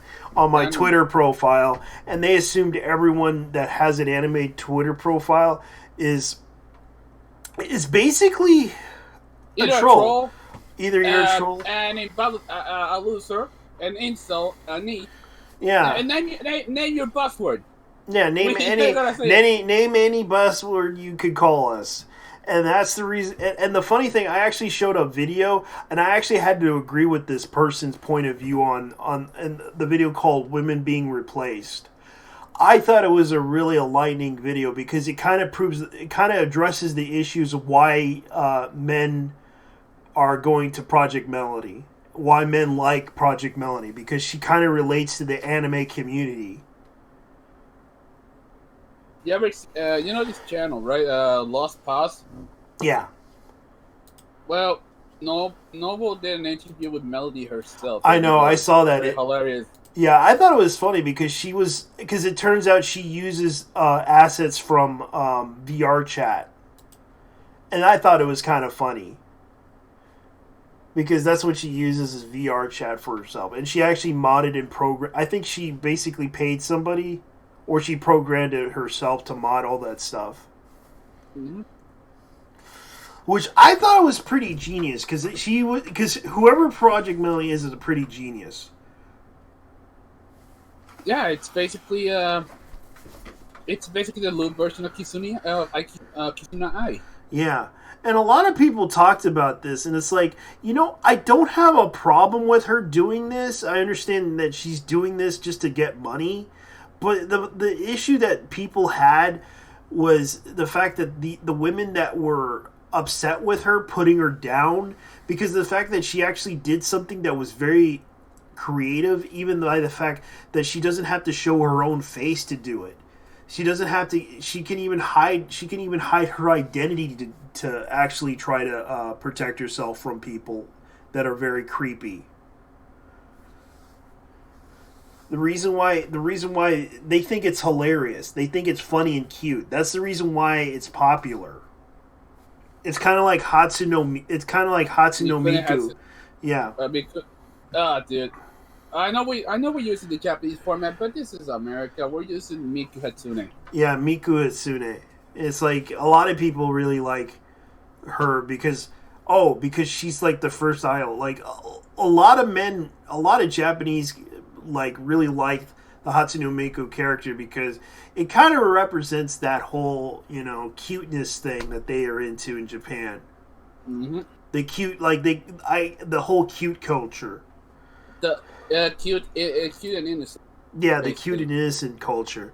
And the problem is that those people hate it so much. And it's like, I kind of had to agree with this person's point in the video that I actually put up on my Twitter. And I actually kind of agree with his point that the reason she did something that was very creative and also helps hide her identity from so-called stalkers and such. Because I do agree with the point that this is the type of thing that you guys do. Like, you kind of call them names and try to disrespect those people who don't give you money, who don't give you, who just goes to your stream just to listen to you. And basically they bite the hand that feeds them. One clear case of it, Alinity. Yeah, Alinity was another example, and there's another one that I recall that Colombian chick. Oh, that got banned. And I thought, yeah, the Guatemalan tornado, Wait, as I call her. wait a minute. The Guatemalan typhoonist. Oh god. That basically sees. Yeah, go ahead. In the case of Alinity, she went extra by reporting PewDiePie because he called her a thought. Yeah. I mean, honestly, of all people, you had to report fucking Felix. Yeah, Well, because she didn't like what Felix did or said in the video, like, "Gah," and she went and tattletaled to her lawyers This guy stole my content. Can we blah blah blah take him down? Yes. Okay, let me do it now. Like she kind of tattletaled. Queen Alinity, can I get some coochie? I thought it was kind of funny. There was also the other thing that kind of popped up, like, and I was like, because I kind of had to agree with a lot of people on this, is that the reason why there's gonna be a women were backlashing over this whole Project Melody thing. And I do feel bad for Project Melody because she lost her Patreon over this. I don't. Why? Hell is hot. Don't become a. Hell is hot. Don't be a thought. I know, and she basically screwed herself because she used Patreon. I don't have any. I don't have sympathy for Twitch does. I know, and she basically went to Twitch. Originally, she was a Chatterbaits cam girl, and that's why they took her down. It's like, look, I'm sorry, girl, but you really should have considered another alternative. I don't know, like Bitcoin. I don't know. You could probably get money out of that too, but it's not a guarantee that you'll probably get a lot, but you'll still probably get paid either way, because. Because I do feel bad for her because she did like a creative, intelligent thing, and of course here's the other factor. She actually got sponsored by Fuku, and that's what probably, you know who Fuku is, right? No. The company that tried to bring back Hentai Haven. Oh, you mean Faku? Yeah, Faku. Oh yeah, they went broke. No, they actually tried to sabotage the website, tried to make it respectable, and of course tried to because what happened was they were going to buy the website. They could he could have just honestly said, "Hey, I honestly would like to pay you," because it turns out the guy had legal troubles. Even had a problem paying his website people. And I looked into that whole issue with the founder of Hentai Haven. It turns out he had issues paying his employees who helped design the website and everything. And it kind of turned into a really bad mess with him. And, of course, the whole piracy thing with animes and such, with hentai. And the thing is that they kicked him out, and it kind of destroyed. They kind of destroyed that website. Although it's still around, it's no more. It's of course the guy's like trying to claim that they kicked me out of the website because blah blah blah. It was due to the fact that it was a competition because. Faku kind of is a manga site, right? They're like a hentai manga site. Yeah. And they basically sell their stuff because originally, like they're kind of like Crunchyroll. They first started out as a fan sub website, and then they went to Japan and backpacked there. But here's something I found out about. The owner of that website lives in Portland, Oregon. And he has employees that work within, that have like the gender pronouns and such. And that's like cringy as hell. Like, the pronouns. Yeah, the pronouns. Like they have the like he, she, he/she or something like that. They, them. Or whatever the yeah it's like they always have to have that on their profile because they want. Look, if you identify with that shit, it's fine, but the problem is not everyone's gonna think the same view. Yeah, because it's like they don't know what it is. I mean, I could care less about the First I'm sorry, there are two genders in first, but that's just me. Yeah. And I'm sorry that I have to tell that to you guys, ladies and gentlemen, but that's pretty much what's going on. I mean, it's a free. At least the last time I heard it was free. I know, and like they're trying to start this, like they want to like, because every time it seems like Faku gets involved with people, it seems like there's disaster that happens around them. There are some. There are some. There's some incredibly retarded people out there, and it's funny. I was at Pornhub after I was watching one of the episodes of YouTube reviews, and I found the episodes of the succubus girl from Hentai Heaven. What's her name? Marisa. What's the name of that fuck? I know her name is Marisa Takari. Wait. Yeah. That vampire succubus hentai. I forgot what it was called. You look it up.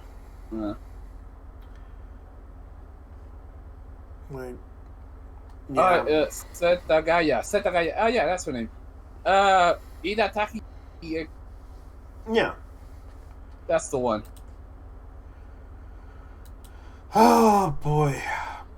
Yeah, that's the one. Idataki Seiki, which is basically about a succubus girl who feeds on cum. Oh but yeah. The cum she has but the thing is the cum that she has to feed is from a guy named Kansaki. And that is weird. That is weird. Oh, it's a motherfucking treasure, basically. Yeah. Oh, speaking of that, there's also the leaks. The leaks from OnlyFans. That was another one that happened, and a lot of women were bitching at people. Oh yeah, especially IDubbbz's girlfriend. Oh yeah, that too, and I was just like surprised by it. Like I watched, like I was surprised by this because I was like watching social media and seeing how they were presenting themselves. And it was so ridiculous because it showed the dark side of thoughts.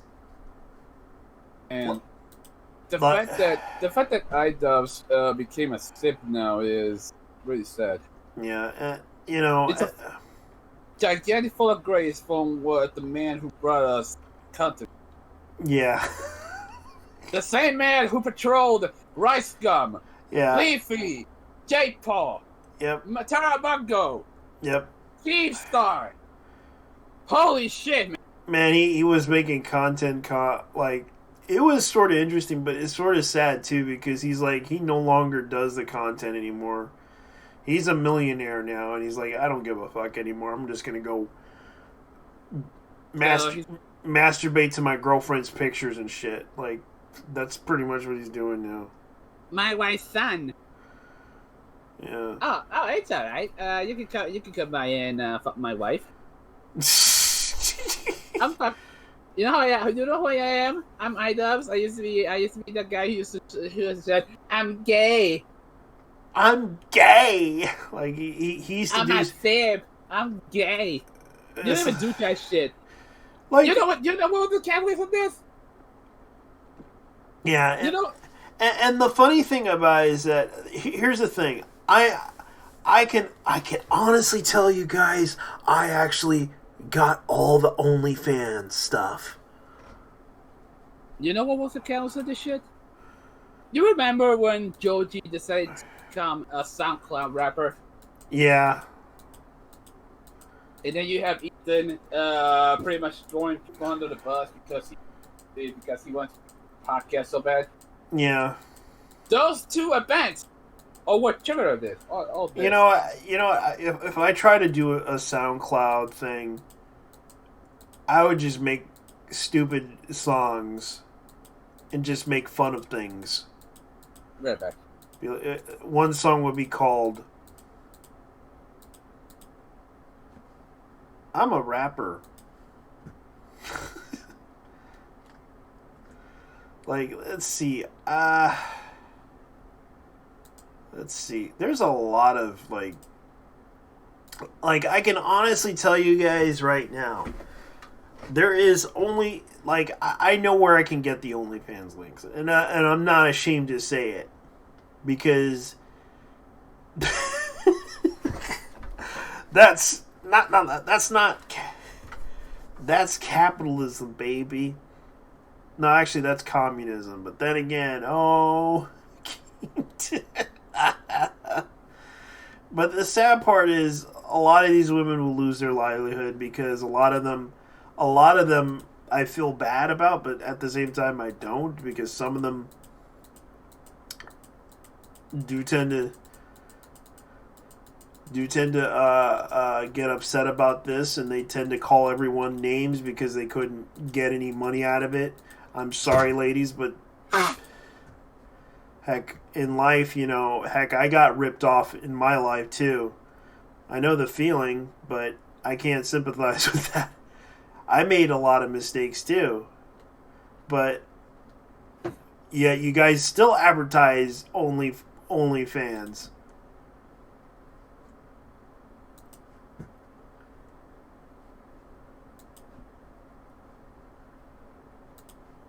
You know?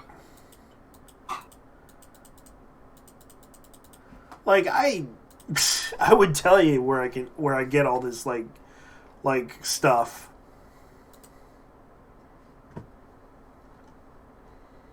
But it's nothing new. Well, the apocalypse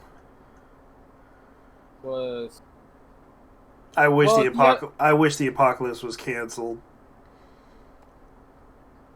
Do something, SJWs. Cancel the virus now. We can't, because Donald Trump is racist. Orange Man bad! Orange Man is bad. Well, you guys are... yeah, you're going to get upset. Hitler. Yeah, literally Hitler. Like, Orange Man's bad. Do something. Then do something about it. At least someone's trying. Orange Man is bad. Yeah, do something about it. But Orange Man is bad. Orange Man bad. Then do Orange Man something. bad. Then don't bother with him and do something about it. Save the world, you motherfuckers. I think a wise man said it best. Shut the fuck up! Yeah. Wise man. Simple. And Penn Gillette. Yeah. Honestly. To the left on Twitter and on social media. Shut the fuck up already. I know, and this is kind of sad too. And this is coming from two libertarians here. And this is coming from libertarians. We don't really think highly. We don't think highly of the president, but at the same time, we don't. The guy, he's trying his best. Okay, Honest. cool. Okay, cool. So I can actually get my comic book by ordering online. Yeah, because some guy. What? Yeah, it seems like comic book stores are offering this service where they can let you order online. Oh yeah. There was something about how some pages are offering movies right now. Yeah, they're actually they're releasing the movies on online, where you can pay a fee and watch them. I know one of them is Kill Those. Yeah, one of them I want to watch Bloodspot, like Bloodsports. no Bloodspot, as in the new movie Oh. from like no, it's actually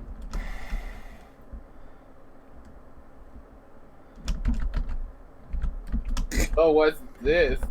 Because I do feel bad for Vin Diesel because right now he released a movie that everybody wants to watch.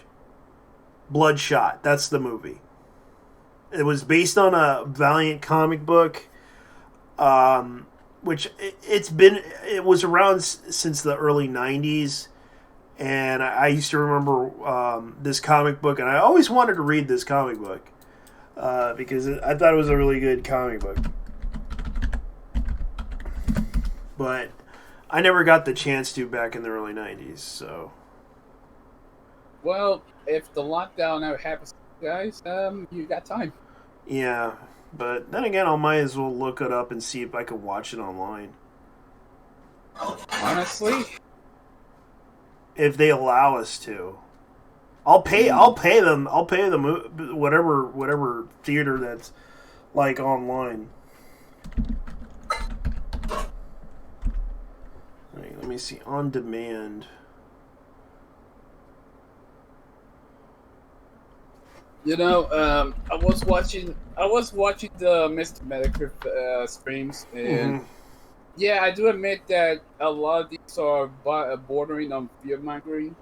Yeah, it is. It is kind of sad on fear mongering too, but it's also the fact that people are scared. People are not taking this very serious.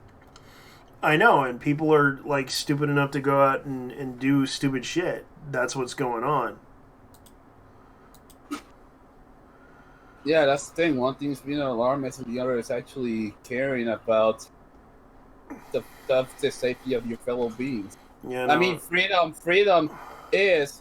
I mean, honestly, I would rather freedom over safety. But honestly, in these types of emergencies, I don't think you have a choice. Yeah, and it's sort of sad too because they're sort of doing this type of thing. It's like people are getting infected by the virus. Some of them are not aware of this, and it's. I mean, we got a ton of video games. And a lot of movies. Oh, So yeah. that's- Oh yeah, we do. It's just it's kind of scary right now that people are are going out and getting and possibly getting infected by the virus, and it's like, and it's also airborne too. It's like people are washing their hands, people are trying to avoid touching it, and I wish this would end soon, but unfortunately it's gonna be a long while until we can figure out a way to get this virus out of our until they research a way to do this. Because and it's like they don't even want to bother with the CDC researching this. The president has to authorize this. And the problem is he doesn't want to listen to people telling him the honest truth, and it's like he doesn't want to listen to the scientists because they will probably ask for more money. Oh, you know what's fun? Regarding the WHO being corrupt, the fact that the guy who runs it is pro Beijing. Yeah. Like the guy has been sucking China's dick like crazy because his country, Ethiopia, is one of the countries that are aligned with Chinese government. Oh yeah. They're basically telling everyone in the World Health Organization that they want.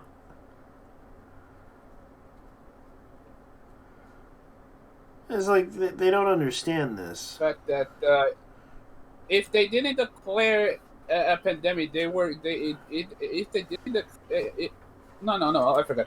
If they declared that there was a pandemic, there was a conspiracy theory about this, Yeah. that they would not get any money from the Chinese government. Yeah. They actually did declare it to be a pandemic, but China is doubling down on the propaganda. Yeah, because they're trying to secretly say, oh, there's nothing wrong. There's nothing wrong here, and it's like bullshit. You guys are doing quarantines to your own people. We see this, and yet you guys are constantly getting upset. Then accusing us of racism. Then pushing this whole thing. Like, look, it's gonna be like, what's going on here? It doesn't make any sense. Basically, like any other authoritarian communist regime, they don't want to look bad in front of their people because they have a massive population control. Yeah. And Winnie the Pooh is one of those guys just. And it's like they did this to their own population, and it's like yeah. And it's like, look, Hong Kong didn't want to, they didn't agree with what China was doing, and they wanted control over Hong Kong, and trying to do that whole expediting them to their own prisons, and then try to do something wrong over there. And that was the problem with it, is like Hong Kong was never, it was totally different. It's a different ethnic group of Chinese that live down in Hong Kong. Not just that, they're also a different type of government because they used to be a Commonwealth of the British. Yeah, they were the Commonwealth of the British colonies Until up to 1997, when they got the power back to the Chinese Communist Party. Yeah, and this kind of turned into a situation to where they honestly don't, because it's like a lot of the journalists don't even care. They basically have no sympathy. They hate what was like. It's like we saw what's going on, and they're basically trying to defend the Chinese, and it's like it seems like the Chinese bottom out. Like, these people have money. The problem with the Chinese Communist Party is that they are incredibly Darwinian, in the sense that only the strong survive, and then we have the ultra nationalist sentiment regarding the Chinese. Yeah. I mean, not that. I mean, and yet, nationalist. And they don't even have, like, they talk about their Medicare system being so great, but here's what I found out about the Medicare system is that years back they didn't have. It took them a decade because they did not have the Good Samaritan Act like in the United States has. If you are injured and someone rescues you in China, that person who rescues you has to pay for it. The thing is, the Chinese Communist Party, they really don't give a shit about their people, and they don't really. There was an incident where I recalled a child died, and what happened was the child got ran over. No one cared to pick up the child. No one cared. Oh yeah, that's because that.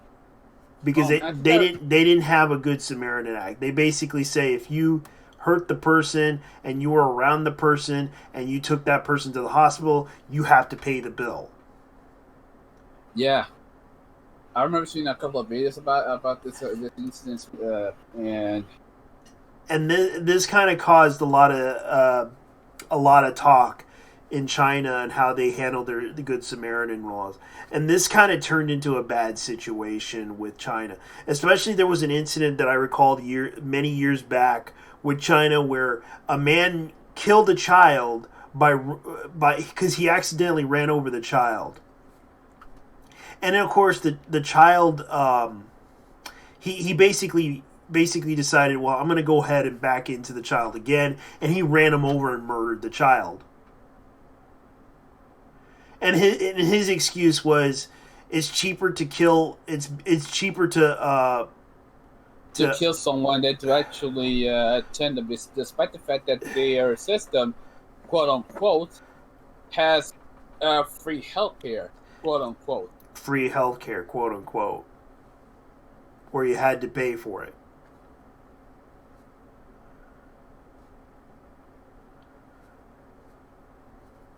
The Chinese communist, that they are. Chairman Mao himself was a hateful motherfucker. He hated everybody. Yeah. And this and it's like they talk about their healthcare system being so great, and it's like because there was like an incident where a man said that he because there was an incident at a train station, and the man had to tell he needed help. No one helped him. Of course they don't, because of all things, they are like I said, they are Darwinists. Darwin says that the weak fear the strong. Yeah, and that's what's going on. Like they honestly want to tell everyone this, and it's like, look, I don't think people get this problem, and they think that that the Chinese government, we did this, we did that. And it's like, look, I don't care. You guys don't care. Why the heck are you going to try to bring it upon us and put responsibility on us? What did we do? And then they're trying to claim that we are responsible for some stupid reason because they want to act like they're so cool with their people. Like you saw that video at the Sailor Moon thing. Like you showed that to me, right? Yeah. Yeah. I watched that and I was just like, it was pure propaganda.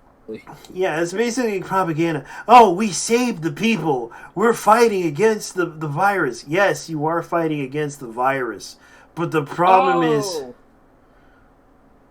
Go ahead. But you're still having problems with the virus.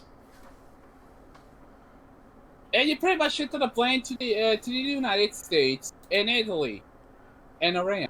Yeah, and it's like, I don't get that.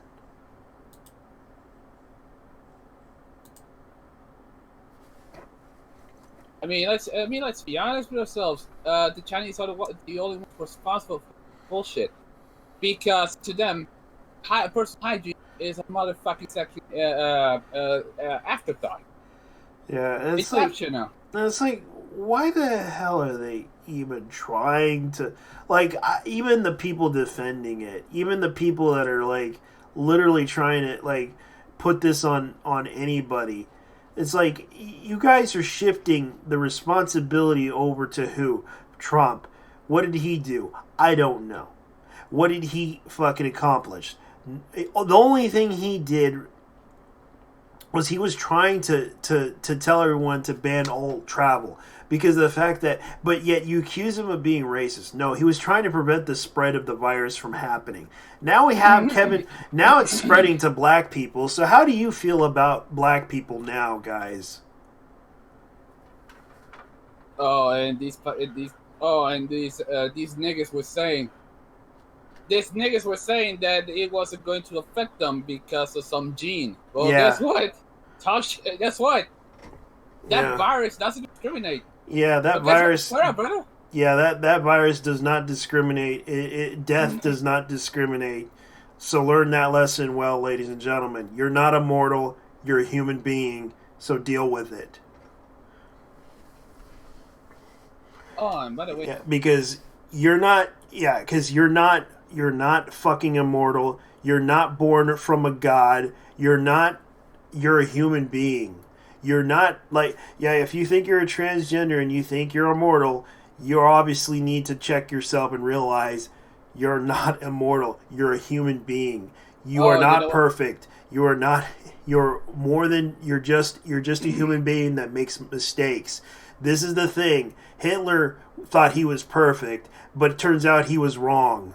Chairman Mao thought he was perfect, but you know. He died, and of course, he probably died from, according to some sources, he probably died from syphilis, but I don't know.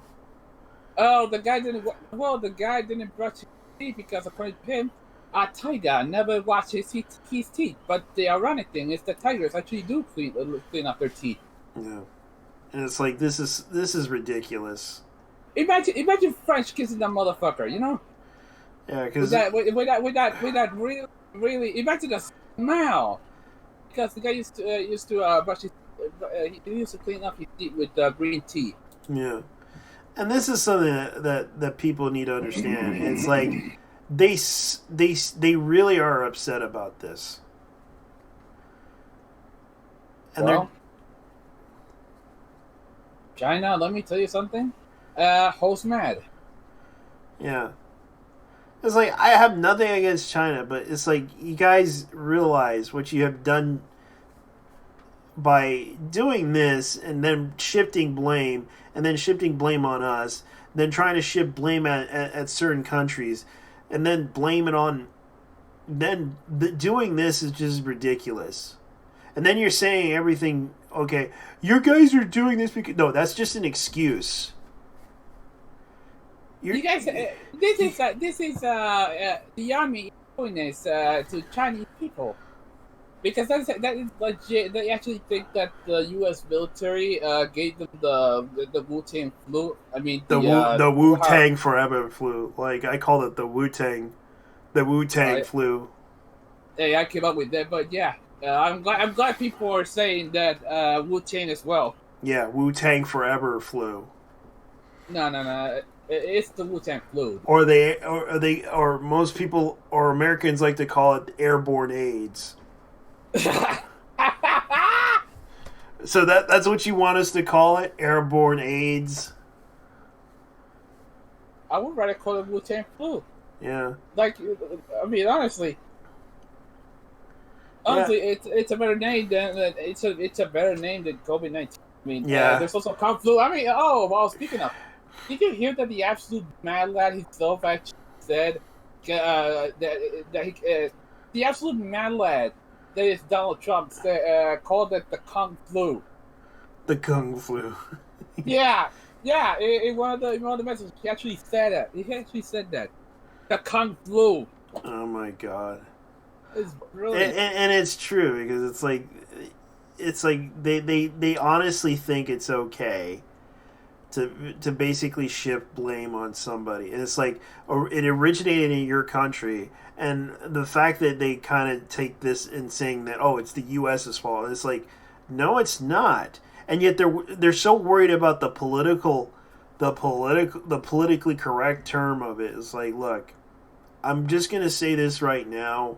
Who gives a shit? The situation escalated as far as I know. It's already around the world. It's already in Africa. It's possibly gonna probably go up north if anybody lives up north. Luckily, there's some scientists that will probably survive this because the virus will probably not affect people within the South or North Pole. I do understand that the survivability rate is fairly high between younger people. Yeah. But that's unless you're having compromised immune system. Yeah. Because right now it's like even affects people that have like that either smoke a lot. It's also affecting gay people as well. Yeah, I'm surprised too because it's like yes, it proves the theory that yes, you can get the virus through sucking dick or in the ass. Or in the ass. No, but the thing is, I remember hearing something that Mr. Mercury said about how you could get the coronavirus through someone's fart. Yeah. Which I'm not sure if it's even accurate, you know? Yeah. And they're basically just going off on this one because it's like I don't really have a problem, but the thing is they're going a little bit too far with this bullshit. Like if China wants to instigate this over the fact that this is racism bullshit, over a petty issue of the fact that the virus came from their country, and then suddenly they blame us for putting, like, they're saying that we are responsible for it. No, it's also affecting Iran, Italy, and you think it's coming from our side. Like, no. Yeah, It's- and you know what's actually fucked up? Iran is not doing the lock because they have a lot of business. business with China, and you Yes. think they would compromise this, and it's like, I don't think they were responsible for this. I don't think they did anything wrong, but the problem that I see here is that someone within their own confines of the CBC must have took out that virus, or someone must have either brought out an animal, put it out into the wild blue yonder, and basically had possibly consumed it, and they basically believe that this is the true thing that happened, because there was possibilities that it could have happened. But the issue that I don't get is that already people are just not happy with this. Of course, they're not. I mean, I'm not. I mean, holy shit, we're gonna. People are actually getting pulled over for just doing exercise outside. At least where I live. I know.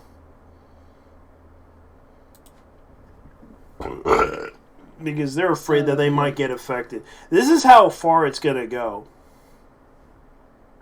It's not even. We haven't even touched the. Yeah, and here's another one. We definitely should not use the word Chinese virus, right, guys? I mean, the term Chinese virus could make people mad spread. Like, we have the Spanish flu, for Christ's sakes. Should not be And- tweeted. Remember, it's not censored. Chinese virus, so everyone knows exactly what we mean, the term Chinese virus. Like, already it's trending, Chinese virus. You know what's JT, go look at this. Mhm. There's also another problem. The avian flu is coming back. The avian flu? Oh, Yeah. God. Yeah, the avian flu made a comment on China as well. Psst. Why is it? It seems like someone's trying to spread it in China for some weird reason. Someone who seems to know what's going on. People. Whoever thought that the Americans were doing this? Someone must be doing this out of spitefulness against America and accusing America of doing this. And it's already happening in Alaska. Cornelia Rice, West Virginia. Yeah, I thought that. Yeah, that's weird. Of all the It's already states, West it's already been spreading. Already all the states are being, and except for West Virginia. Yeah, of all the states, West Virginia ended up being the one that doesn't have the coronavirus. What the fuck are these inbreds doing that they haven't told us? Maybe it's elevated the mountain. I mean, yeah, not all people from West Virginia are inbreds, but the ones I did knew, they acted like inbreds. Hmm. Well, they have the Blue Ridge Mountains. West Virginia, Mountain Mama, Yeah. baby ho, baby ho. Yep. Huh. And that's what's going on. It's like they honestly think they can do this. That's how bad it is. JJ, I gotta ask you something. What? How much is the fuel down there in Seattle? Fuel around normal fuel is like $3.10 right now. $3.10. Last I checked, Puerto Rico has at least in some areas they're around 60 cents.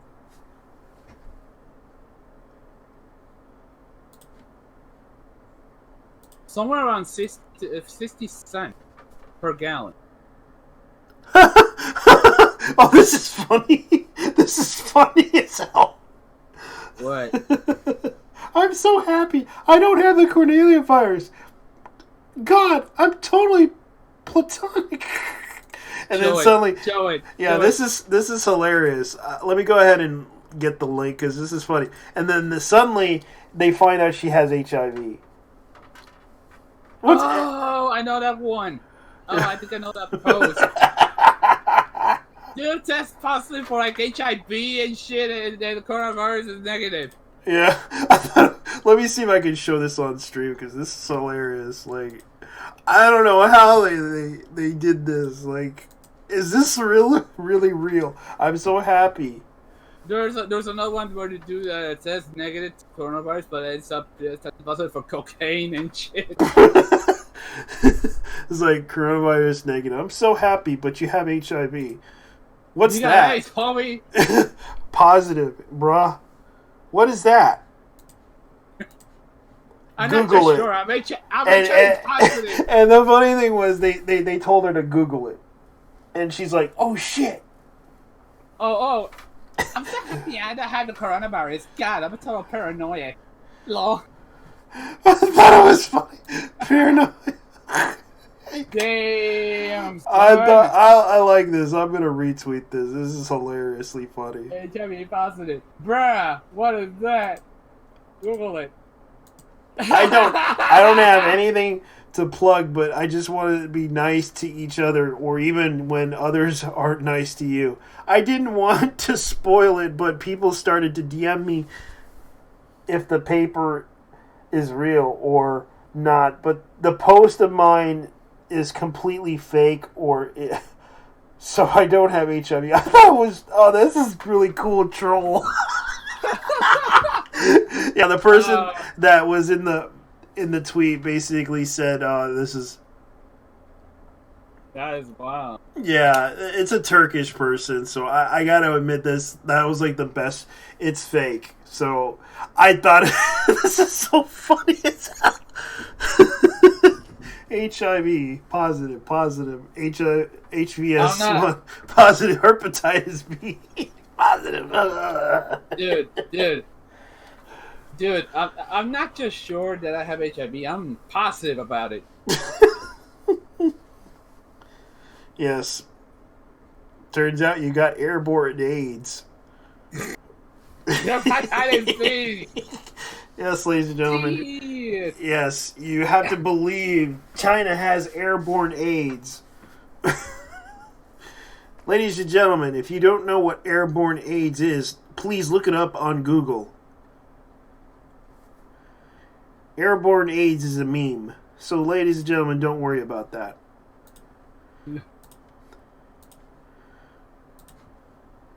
Too good. Oh, I found this on a page called Important Images. Yeah. Let me send it Alright. guys real quick. Airborne memes. Half-Life Alexia releases in March 23rd on 10 Pacific AM at Steam. Well, Dude, Half-Life 3 will release somewhere between the apocalypse. let's see here. So, apparently, let's see, the Game Festival. The Spring Edition Game Festival launches tomorrow at 10 a.m. on Steam. Play and download free and first look versions of 40 games originally set for GDC 2020. When you see the shirt though. From Jeff Keighley's account. Like, I think he's trying to do that whole spring sale thing. Dude, take a look at the shirt. Doom Eternal. Oh, it came out. Cool. It's coming out on March 19th. I get paid tomorrow, so I gotta give my... I get paid on Thursday. So I can probably buy it. I saw the Xbox One list of games that were supposed to be announced. Okay, so here's another one. Tomorrow at 9 Pacific AM, PS5 lead system architect Mark Kenny will... Mark Cerny, whatever his name is, will provide a deep dive into the PlayStation 5 architecture on how it will shape the future of games. So be it. Oh, Yes, tomorrow, guys, on the PlayStation blog. let me guess. They're gonna be releasing the PS5 already. Yeah, they said they weren't going to announce it at E3, so they're going to stream it. Confirmed, guys. This is what they're doing. Jeff Keighley is the source. Go to jeffkeighley.com to know what he's doing on his social media platform. He just retweeted this. Jeff Keighley is like the... he's the Doritos Pope of Dorito Pope. And also Ninja is the master of Red Bull style. Because he actually owns a case of Red Bull. Ew. Why? Fucking Ninja. Ninja's the master of Red Bull style. No. Ninja is the master of being a bitch style. Yeah, but he was known for the Red Bull. He was like advertising Red Bull. Dang. Yeah. Steam Game Festival. Yeah. E3 20. At least one good thing came out of this. Yeah. So they're probably gonna try to stream it. No. The fact that E3 is canceled. At least Yeah. one good thing came out of this. Yeah, E3's canceled. So is PAX. PAX West is canceled. PAX East is also somewhat canceled. But yet they're trying to do the whole. They were trying to convince people not to do it. Got EU represent China to pay for coronavirus. Literally, demands they forgive U.S. debt. Yeah. Oh, you know what? We could charge penalty to China. Why? Why? Well, considering that they really crashed the economy, well, why we're gonna have to ask China for reparations? They won't. They'll be like, "F you guys." No, we'll take it for them. 5-4, because fuck them. Dude, They are not people. They still have. They're not gonna do that. They're not gonna do it. There's no way. I don't want to attack them over this because there's even Chinese that live in this state too where I live, even in your side of the country too.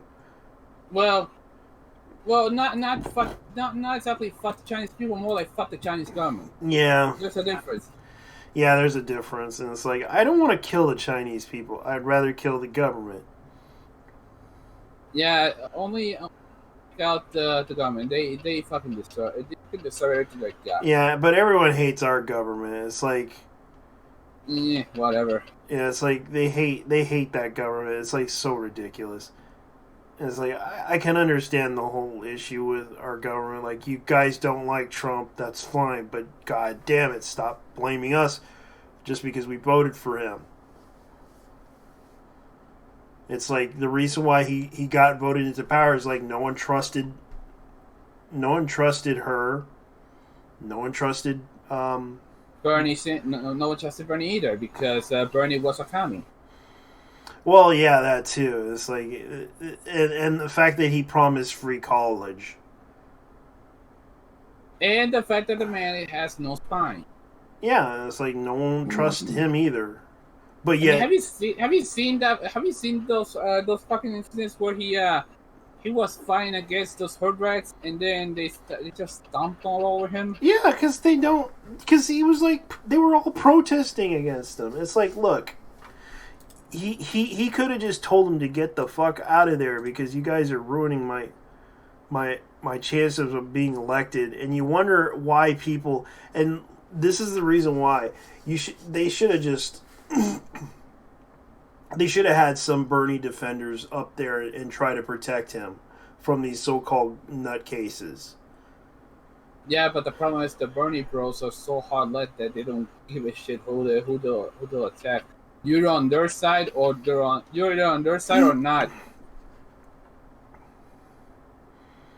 Yeah, and There is no in between with these people. They hate centrists more than anything else. I know, and the thing that they're trying to do is it's sort of ridiculous because they're trying so hard. Buddy. Yeah. They're trying so hard, man. The problem is putting Mike Pence in charge of the... Look, I have no issues with Donald. Outside a couple of personal ones, the more the less his attitude, but outside that, he's alright. Yeah. But if there's someone I do not trust is Mike. Trust. Oh. Yeah, Mike, like Mike Pence. Yeah, Mike Pence. Honestly, that's someone I do not trust. Jesus Christ. I mean, we're talking about the same guy who recommended conversion. Shit. Yeah, it's like there's a lot of things that go on. It's like they honestly want people to listen to them. It's like I really feel bad for these people, but at the same time they basically are taking their time to try to be like disingenuous with people, telling them, oh, there's nothing wrong with that, and like screwing with them, and then suddenly they try to tell everyone, oh, this is what's going on. It's like, dude, you guys are even much worse than Trump is. You're doing exactly what Trump is doing. You're doing what we got tired of. We got tired of the bullshit. Let me see what hashtag Dropkick Murphy is. Okay, so they're playing on St. Patrick's Day. Great. Oh. They're doing a live Yeah. stream. Dropkick Murphy's doing a live stream. That's That explains what someone. You know what's funny? Someone from my feed was doing a watch party, and it was the Dropkick Murphys. Yeah, and they're actually doing a live stream right now. That's nice of them. They're doing that just to have enjoyment. At least they're doing it for the sake of live streaming it so that people can get entertained. Yeah. Although I never, you know what's funny? I personally never cared much about Dropkick Murphy. It's not that they're bad. They're not bad. The problem is they don't really do anything. Yeah. I'm not exactly a fan. How should I say this? I'm not exactly a fan of their music, but that's Let's see. because I've seen it on so many movies that it's gotten pretty cliche. This is so funny. I heard Here's the superheroes that they have for Marvel. They announced them. It's called Snowflake and Safe Space. Wow. Oh yeah, this is funny. Let me see. Let me look at this. If this is true or not, I gotta look at this because it's Marvel Entertainment that's doing this. The new Warriors trailer. Like, I gotta see this. Oh yeah, the new Titan, which got on hold. Yeah, I'm gonna go ahead and try to look it up YouTube and see what the new Warriors is. You know, now that I think about it, regarding new Titan, new Mutant, why? Yeah, it's Why would they need why would they need another fucking X-Men movie after the last one got shut the bed? I think they're trying to do the let me see if I can look it up because this is let's see, the new Warriors. Let's see here. I gotta look it up and see what Marvel Entertainment's up to. Like I'm literally like trying to figure out like the new Warriors are. Like the new Warriors, like they have Snowflake and Safe Space. It's like who? It is like this guy named the writer that's doing this. This kind of kind of sounds like some crappy boomer joke. Yeah. Like, let me see. Let me see. Partly. Like, this is what they're trying to introduce. Like, Night Thrasher, who had a blade, and Noah was really buff, and there were really edgy characters in the 90s as a cover set, and this is the writer that's doing this. Let's see. Oh, speaking of comic writers, His name is Daniel Kerbal-Smith. That's what he calls himself, Kerbal-Smith. you know who blocked me on Twitter? Who? The guy who writes for the Fantastic Four. Oh, Dan Slott. Yeah, he blocks everybody. He blocked me. I didn't really care. I mean, let's be honest. I never cared about the Fantastic Four anyway, so that's fine. I don't care about his fucking. I wanted to read it, but I found it was garbage. It was like I didn't want to read it because it was Dan Slott. Dude, the thing is the Fantastic Four are pretty fucking mediocre. Yeah, let's see.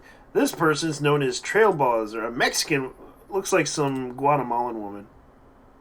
A fat Guatemalan woman known as, let's see, Trailblazer. And she has a magical backpack of divine origin. Trailblazer, she's somebody in charge. And she knows that she can do, she has a mysterious hold on. So basically, we got a fat Latino woman. Yeah, with a backpack that's powerful. I'm guessing it's. Okay, and there's a guy named Screen Time. Okay, let me regarding her. She's a fat immigrant from Guatemala. Yeah, with a backpack. Exactly. And it's basically magic. You basically have like what looks like Yeah. And she's wearing pink. And she wears a backpack, and that's her power. It's a magical backpack. Yeah. So basically Dora the Explorer. Yeah. And they calls her Trailblazer. Oh, that's her original. And yeah. Screen Time looks like something from Ben 10. Yeah, this guy looks like he's Ben 10, like he's called Screen Time. Into the worldwide, Screen Time is only used sort of restrictive sense. And because we're doing a story about the teenage rebels. And a lot of the names about the teens fighting against labels that are put on them. Screen Time, we liked the idea that he is infinite screen. Well, what the heck is infinite screen time? And here's the new characters: Safe Space and Snowflake. Wait, they're kind of like the ripoff of the Wonder Twins. Snowflake and Safe Space. Yeah, this is real. Like these guys are actually named Snowflake. Yeah, and Safe Space. My God. Why? Yeah, and he's trying to make them into gender non-binary characters. Snowflake has her power is basically throwing ninja stars that are made of ice. Oh my God! By the looks of it, wow! Oh! All right, so. B Negative Goth Kid looks like a Batman called B Negative. Looks like some scene kid. You know those little emo kids? Oh, the ones from the early 2000s? Yeah. Or the ones from the Yeah, there's a one. character called B Negative. It's like a vampire character. Trying to be like, whatchamacallit, Morbius? Like Morbius. Character who's turning. Said character who's turning. So basically, Snowflake.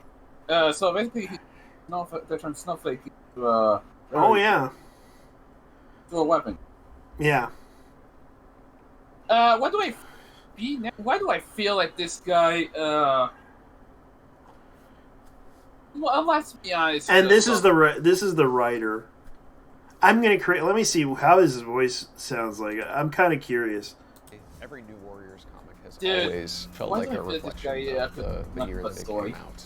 And I don't think we're worried Look about at being dated. I think we're way more He's a interested scrawny in bitch. being- Holy shit, he's balding. Yeah, I mean- that's him.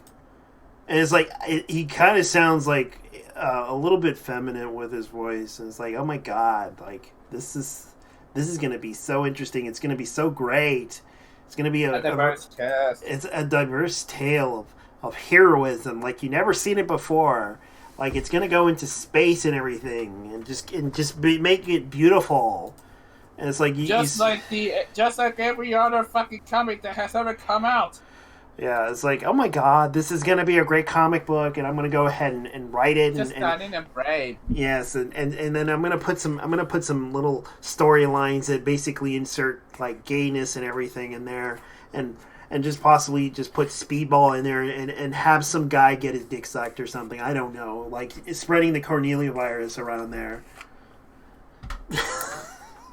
My. Yeah. Imagine, and then it's like, I don't know, man. This is gonna be like the cringiest series ever. Like the gender non-binary rocket scientist people. Honestly, actually worse. At least it's not America Chavez. Oh yeah, because she was a stereotype. She was Yeah. she was cringy as hell for a stereotype. I was like, I think that it was kind of based on Rosie Perez. Yeah, that explains the Puerto Rican thing. Yeah, it's like that's like this like Rosie. She's an alien, but she speaks like a Puerto Rican. Like she speaks like Rosie Perez in a way. Imagine if that ended up being a movie, and then they would have Rose Perez actually doing her voice, Yeah, or Tita Guerrero. yeah, Oh wait, sorry, I meant Rita Moreno. Sorry, yeah. Guerrero is a medium Puerto Rican. Yeah, whatever. But so there is a suspicious. Yeah, because a lot of people don't realize like she stopped doing the accent like a long time ago. She's a very talented, like as much as I like Rosie Perez, but as far as I know, you don't like this is Rosie Perez. This is the actress. Like if you've seen her reels, that you'll probably understand. Like this was like her back then. I know they used to make I know that a lot of people make fun of her for acting.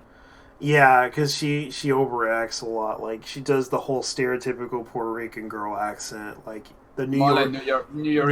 Yeah, because she was living in New York, and her grandma was her biggest influence in her life. Because I used to watch a documentary about her, and she talked about her life living in New York, and also her grandmother who lived in Puerto Rico, and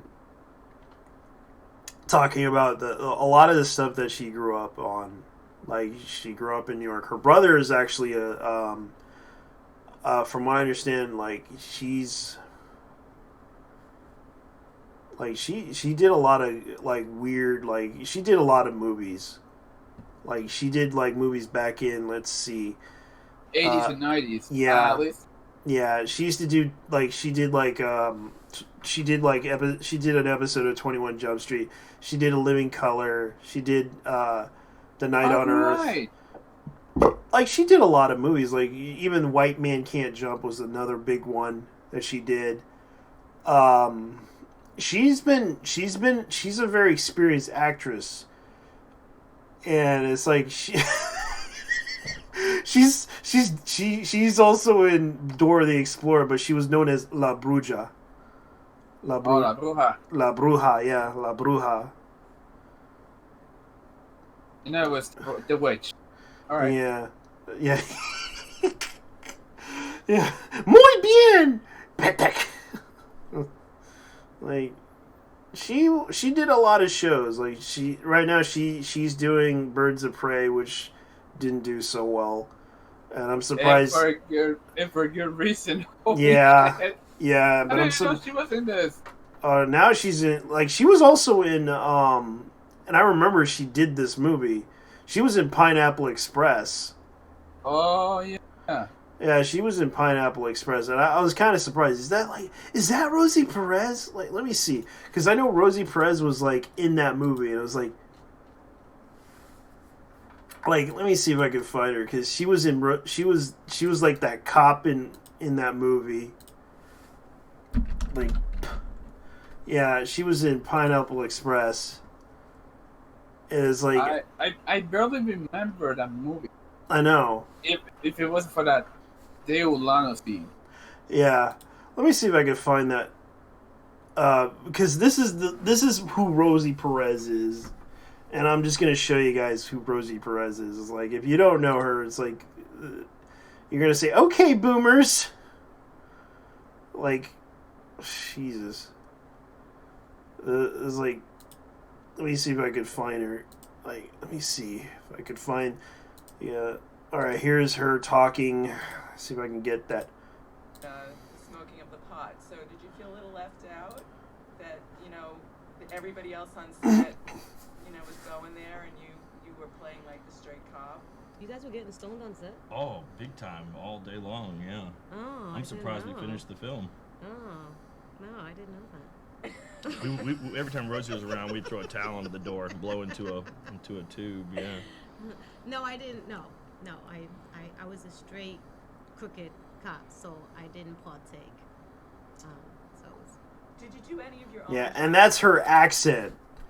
But if you see her Latino accent in movies, she'd be like, you better watch yourself. That's her.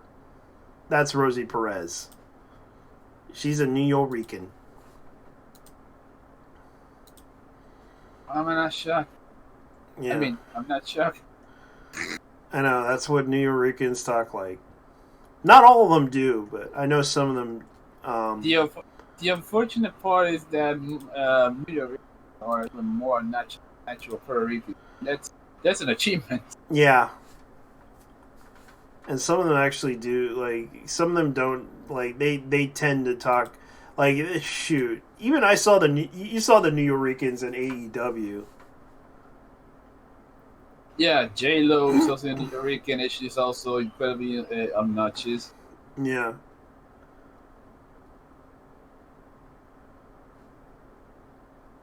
I mean, there are people who get pissed when it comes to talking shit about their own people, but I'll be honest, some Puerto Ricans ain't shit. I know. They ain't. I know. This is something that a lot of people are talking about. It's like, this is the stuff that they're dealing with. Let's see here. Oh, speaking of which, there's like this YouTuber called Otaku Versus. I thought it was kind of hilarious. Like, she actually did. Oh, you mean the channel? What's the channel? Yeah, she actually Otaku Versus, like, Otaku-chan. She actually released her first 6-minute anime. I thought it was kind of hilarious. It was like Otaku-chan's show. That says we spent $20,000 on this anime. I know. It was funny. I thought it was hilariously funny. Dude, the quality, yeah, the quality was pretty, like, it wasn't like the best, but it definitely shows the work that they put into it. Yeah, for $20,000, it's actually well done. Yeah, it was actually pretty much done within like the 6-minute like video that they did, and I thought it was kind of funny too. Is like she definitely paid them the money worth the effort that they did with it, and it's and then there's the fact that she got the operation. I know, that was funny.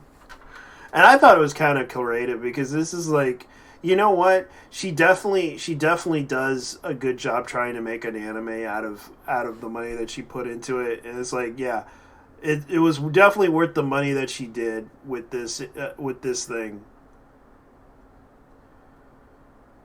Well, you know, we're still waiting for that second episode, though. Oh yeah.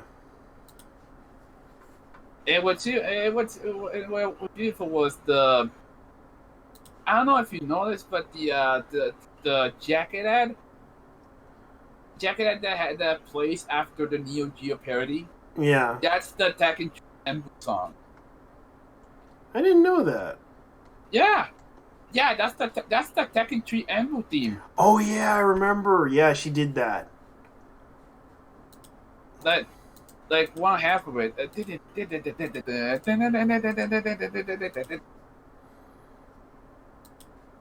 Yeah. That's where I recognize. That's what I actually recognized it from. I know. Because I played a lot of Tekken 3 when I was a kid.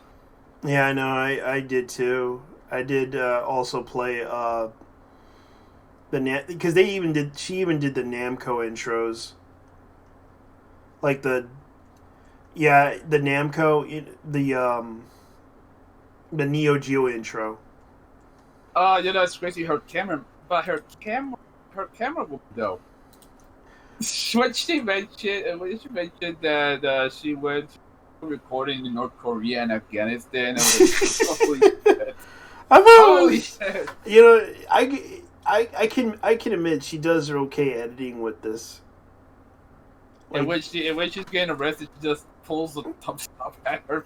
I know. I thought it was pretty good. Like the ending of it was kind of funny. Like the people who made this was known as Tag, screenwriter Otaku and Wally the Legend and Matthew Lee, edited by blah blah blah. Music. I have to admit, Young Bai.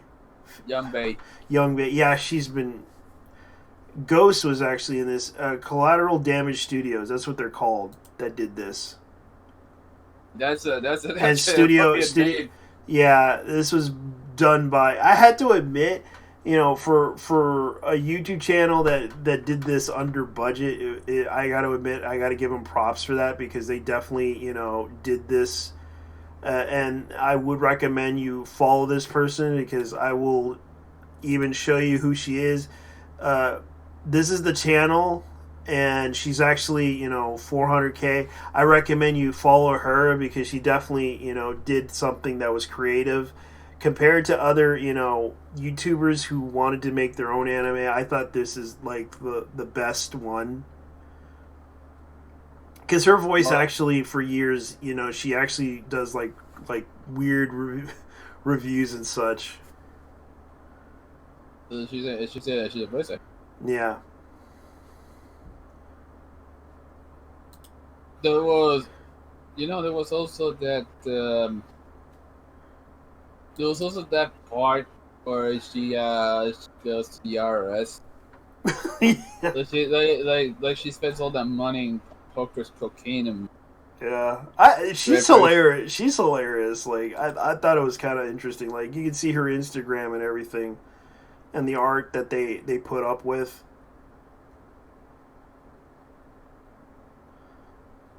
Like the memes and everything. yeah, but honestly, the best part was the ads because Yeah, and I think that's the model that they hired or something. I don't know if that's actually her. give me that money, Give me that money. give me that bread. You know, I need that money. I need. She definitely is into the memes and shit.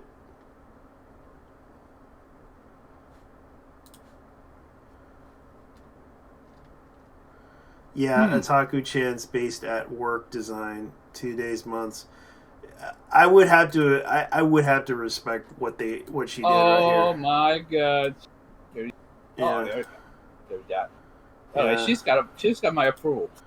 I know she definitely like sold everyone with her merchandise. Like at least her merchandise is better than Jake Paul's.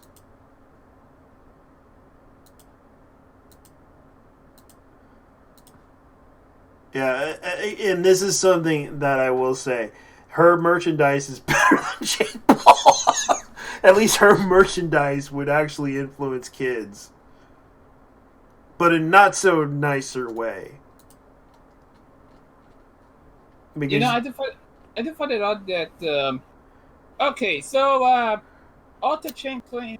So the Ota-chan character is supposed to be from Osaka, Yeah. but she doesn't have the Osaka accent. Yeah, she doesn't have the Osaka accent. She doesn't have the the Kansai. She doesn't have how should I say this? The Kansai regional accent, which she gets something like Brooklyn and shit. Mm-hmm. So it's her accent is the American Yeah. She's regular. Yeah.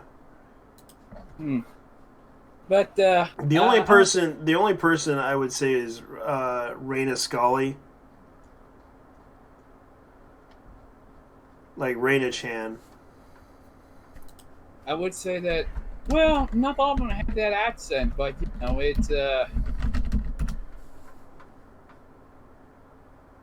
a lot that is crazy. Let's see, which one would I?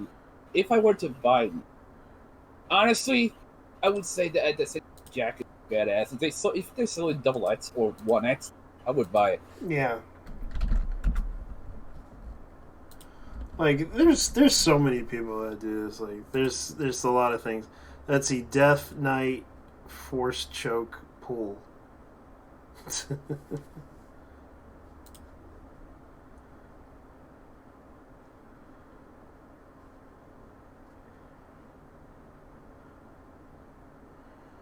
So yeah. Oh, it's one of my old videos that someone's replying to. That I did a while back.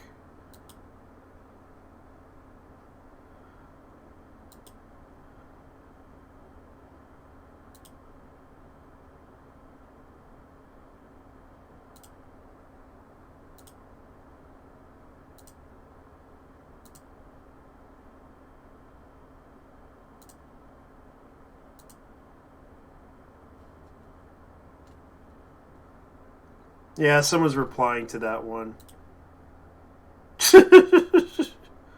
It's more like one of my old videos that I did a while back with trying to attempt a transmog. Jesus Christ. Someone had to reply to me about something.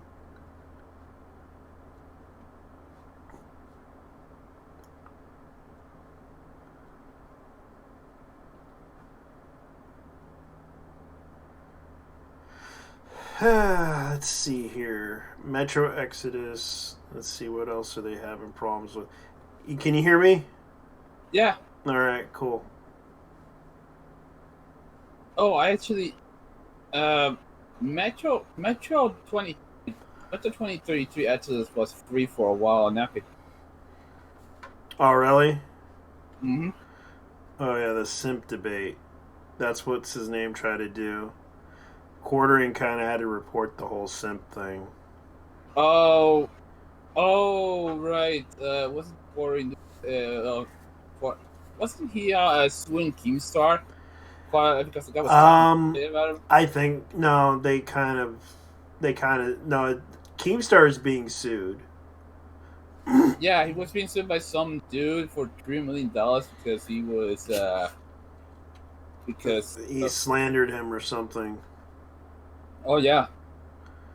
Yeah, and I'm just like, you know, AI Kazuni is another one that I like because she's like literally the meme of memes on everyone's list. Like, she's a very likable character, and she actually I thought it was kind of cool. She actually did an interview with the cast of like, this is AI Kazuna, if I yeah Kazuna Ai, and I actually like her channel because she does deserve a bigger following. And she actually, a long while back, she did an interview with, because they actually asked her to come and interview the cast of a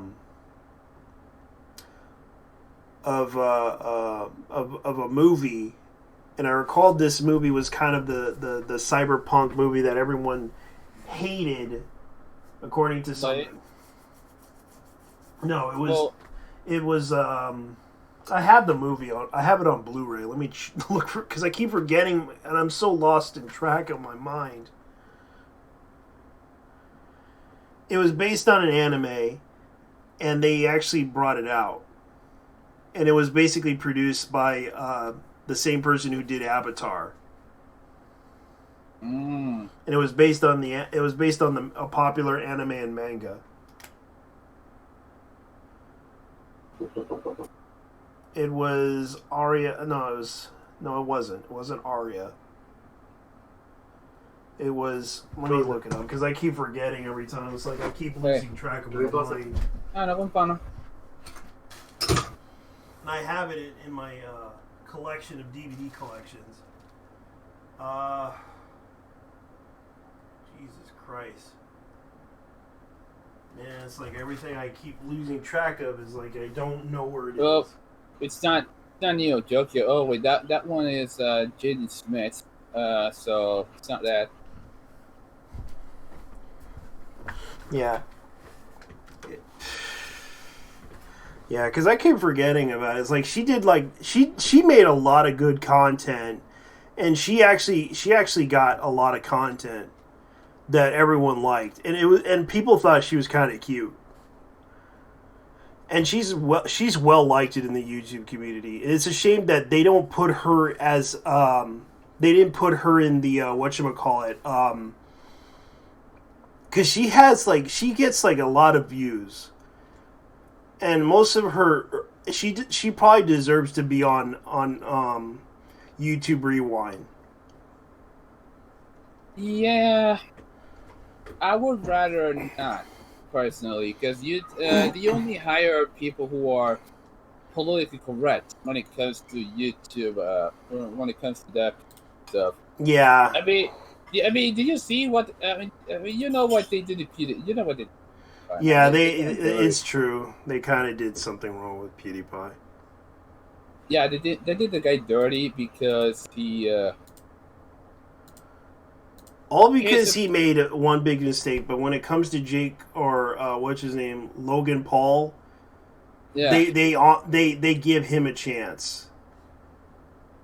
When it comes to PewDiePie, not so much. They don't like him, but they give a chance to Jake Paul. But then again, he does it again. He keeps doing it again, and they kind of had to do this.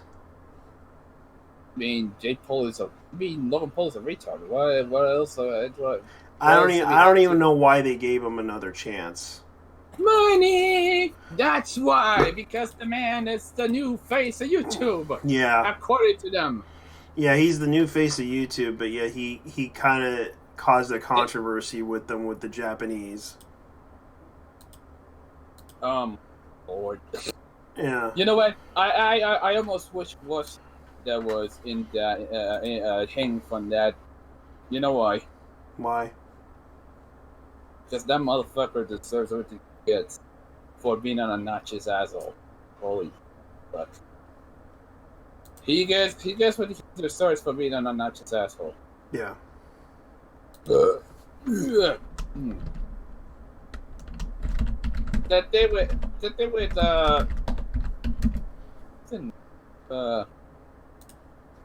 the thing with PewDiePie is that he as of late is now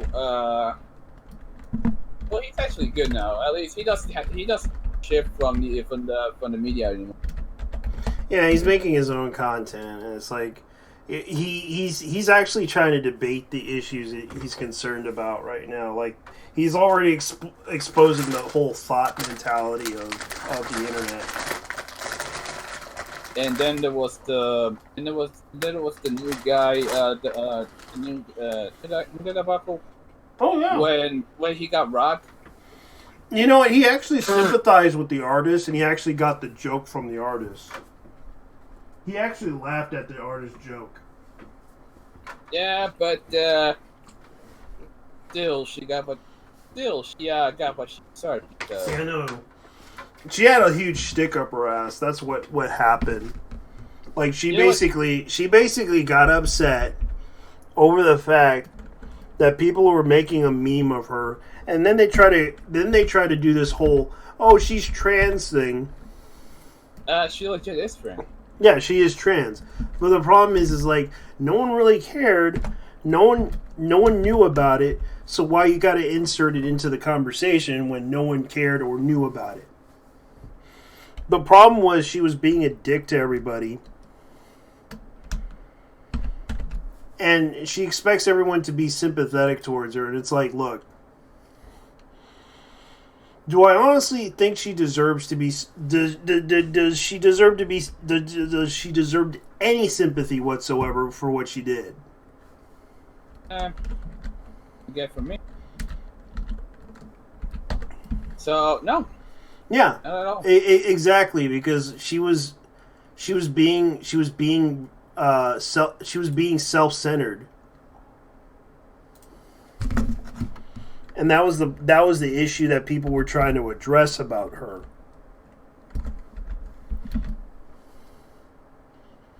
Because she made this big issue about PewDiePie being this evil prick. Wealthy. Yeah, wealthy rich prick. But at least he's not Jake Paul, who goes, buy my merch 24/7. It's every day, bro. Yeah. It's every day, bro. It's with that. Yeah, and he made a rap song called "Buy My Merch." Oh yeah, we're selling that. We're selling like a god church. Because, fucking hell. I remember watching that H3H3 video about him when he was being when he was being really fucking obnoxious in the neighborhood, and then the news came in. Yeah. Yeah, that's And it's like, I would not want the motherfucker as my neighbor. yeah, because a lot of those people don't know PewDiePie, and like they just assume, oh, the news must be right about him. Like, they don't know who he is. Like, a lot of people who were on YouTube long beforehand knows who he is. Like, he basically donated money to something. Yes, he screwed up doing something stupid, but it does not mean he's an automatic Nazi. Wait, people actually thought the guy was... What the fuck? That's what they think of him. Well, I don't like... Not... Yeah, I don't care about that part. Yeah, and it's like, because there was a lot of things that happened to him, and they try to trash him for it.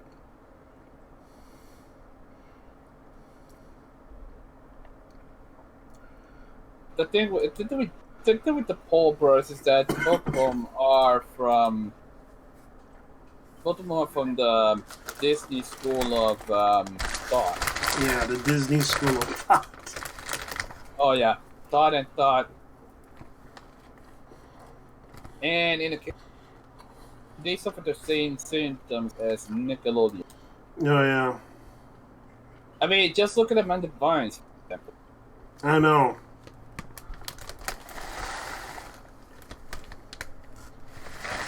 I feel bad. I know Amanda Bynes was abused. Yeah, she says apparently schizophrenic now or some shit. Yeah, because people were fucking with her mind when she was a child. There's the signs of abuse around her. She even admitted that she was molested. Yeah, I would say that Dan Schneider is one of those guys. He rubs you the wrong way and for good reason. Yeah. This man is a fucking degenerate. Yeah.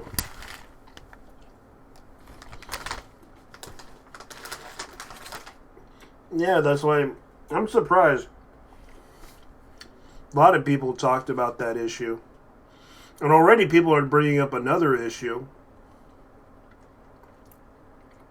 You know the singer for Blood on the Dance Floor?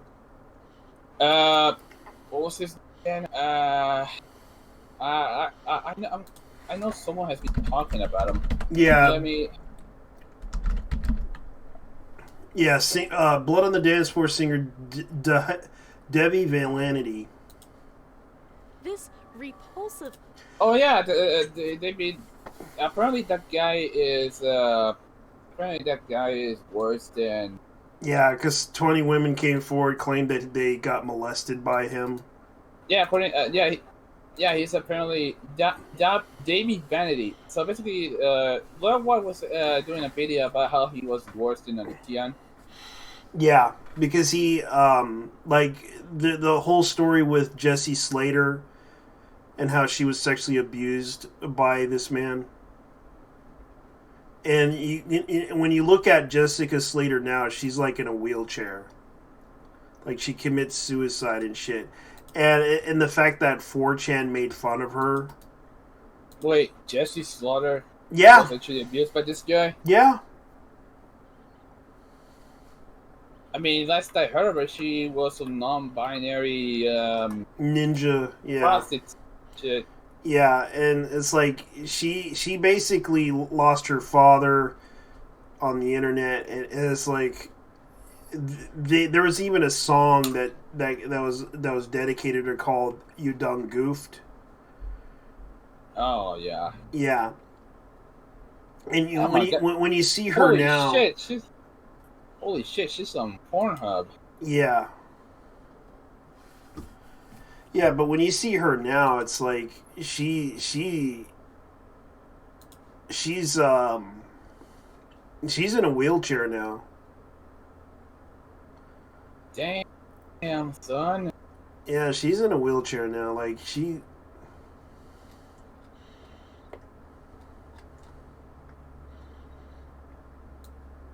but that's not the Jessie Slater, you know. Yeah, apparently her name is Damien now. Yeah, like Damien Lionheart, and she basically like when you look at her now, it's like she's in a wheelchair. She did like a lot of stupid things. She was emotional. She was like, I think the most important thing that was a tuck services or that dipping into someone's life. I'm proof of that. Situation nuanced, that people are nuanced. So be understanding. In terms of the advice of young queer kids being harassed online, Damien says the following: find good friends and good community and confidant and find the hobby that you get your mind off of whatever you're going on. Therapy is amazing, but understand not everyone has the access to try to find someone that can tell anything to, and turn off anonymous messages. Being anonymous brings out the worst in people. Yeah, and it's sort of sad by what happened to her. Okay, so apparently she has fibromyalgia. Yeah. Fibromyalgia. Oh, okay. Well, wow, that is Yeah. yeah, that is really oof. It really is. Yeah. It really is funny how things throughout the years, you know? Yeah, because a lot of people find her offensive, and it's like, look, I don't have any ill will towards her. I don't think she's a bad person. It's just the problem is, like, she just couldn't get her story straight. Pretty much. Yeah. She became a bit. She fell victim to the wrong people, because she related to the whole blood on the dance floor thing, and it's like, I don't really think she's like a bad person, and I think she's kind of like out of her mind. That's what is going on, and a lot of people are talking about this issue, and the thing, it sort of does kind of correlate to what she felt like, because she was because a lot of people talked about this whole issue with Devin Vanity, aka what's his name, Hispanic panic guy, or aka Cowie Monster as he calls himself.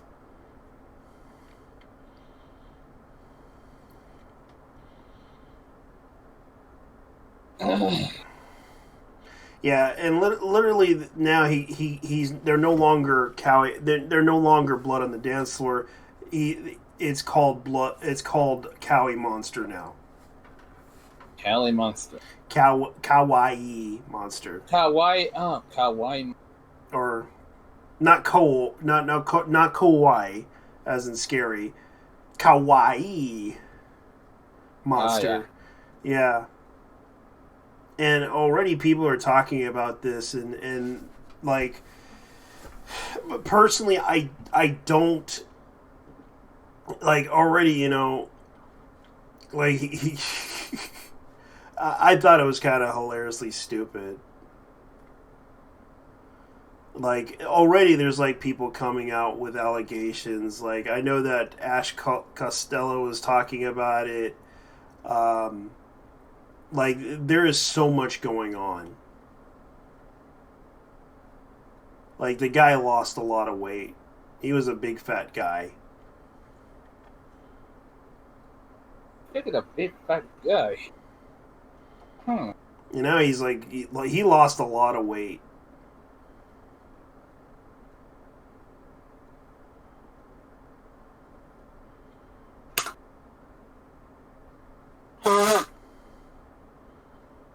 Okay. Let me check something real quick. Yeah, and here's the other thing I found out. I thought was kind of funny. What's up? Go ahead. I was checking out if there was any when I was going the coronavirus here. Oh, really? More updates? Yeah. You familiar with some guy named Stuart Whitman, some Hollywood actor? Will Whitman? Yeah. No, Stuart Whitman. Thor Whitman? Yeah. Let me see. He Thor.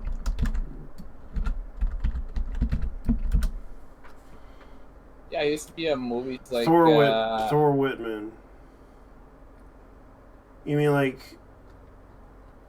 He used to be a Murder She Wrote and Oh, Angela Thatcher, yeah.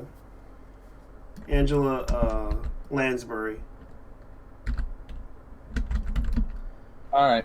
I don't know who he is, so he's dead. 92 years old.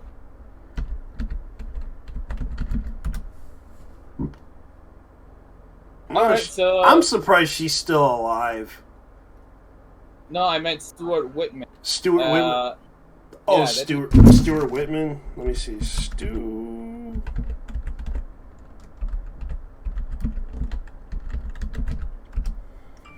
Let's see. Stuart Whitman. Oh, yeah. And he died on March 16, 2020. Oh, he did a lot of, like, he did the Comanche. Yeah, I think I remember who he is. Yeah, there was some movies, like, he did The Longest Day. He did Murder, Inc. He did Rio Cronchos. He did the Magnificent Flying Man in Their Flying Machine. That's another movie. I'm guessing a lot of these came out by the time I was... Yeah, he did, like... He did some B movies. He did some, like... The City Beneath the Sea. He did, let's see, The Shatter. He did, let's see, what were the... Oh, he did the Superboy TV series. He did Demonoid. That's another one. He did... oh, man, he did a lot of, like, B movies. Like, Stuart Whitman, man, that's sad. Like, he did, like, the President's Man, Second Chance, 2 weeks from Sunday. Oh, he did Real Monsters? Hmm? He did Real Monsters. I used to remember that TV series on Nickelodeon. Really? Yeah, he voiced the Mule Morgan, Land of Milk and Honey. Fucking hell. Let's see, Courthouse, the series, Wounded Heart, Improper Conduct, Trial by Jury. He even did like Walker, Texas Ranger as Laredo Jake Boyd. And he did the Walker, Texas Ranger 3 Deadly Reunion with Laredo Jake Boyd. Oh, that's interesting. He actually did he did The Adventures of Briscoe County Jr. as Granville Thurgood.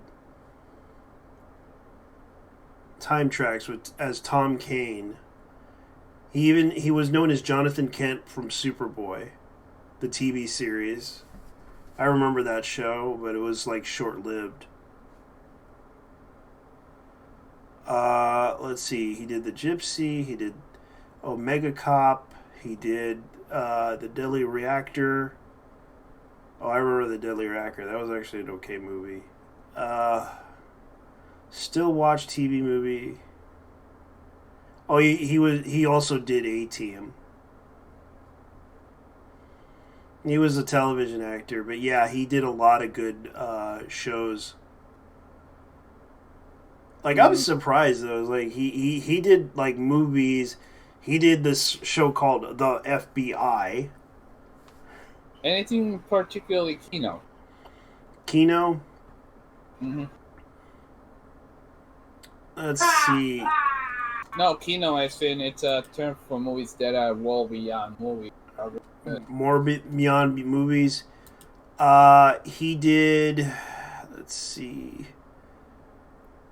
It's just a cinemaphile term for movies that are really good.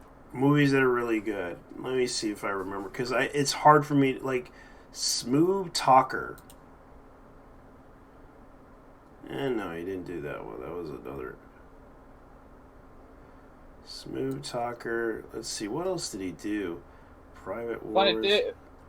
Like the only thing he did was Walker, Texas Ranger 3.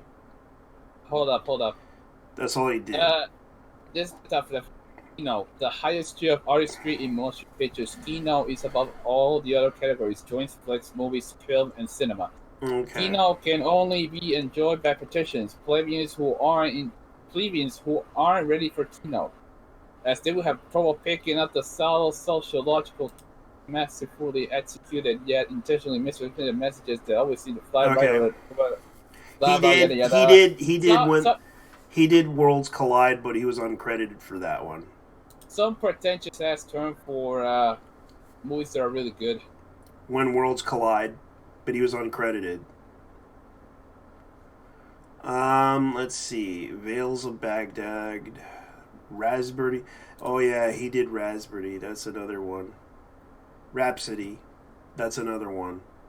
With Elizabeth Taylor. Oh god, this one. A so-called Kino. A so-called tier of cinema. Designed for douchebags with superiority complexes to take pleasure in ballooning the prejudices of others in favor of what they think makes them intelligent, when in reality they really understand what they're talking about. Kino, here it is. Cinema. Here it is. Please don't play me with... Here's another one. The Adventures of Dr. Fu Manchu. He was in that movie. He was in the TV series. Let me guess. He was in that show. Yeah, he did like the TV show. Like the serials for it.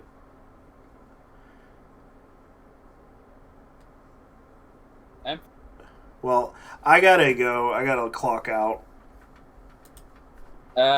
Don't get paused, dude. I hope not.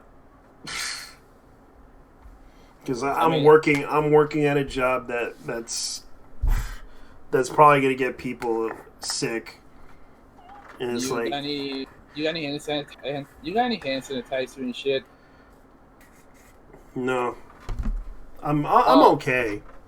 It's just, man, it's very stressful because people are worried and people are scared. and it's like the only way we have to keep the store open so that people can buy their stuff and get their food. But the problem is like people are constantly panic buying and people are just constantly scared.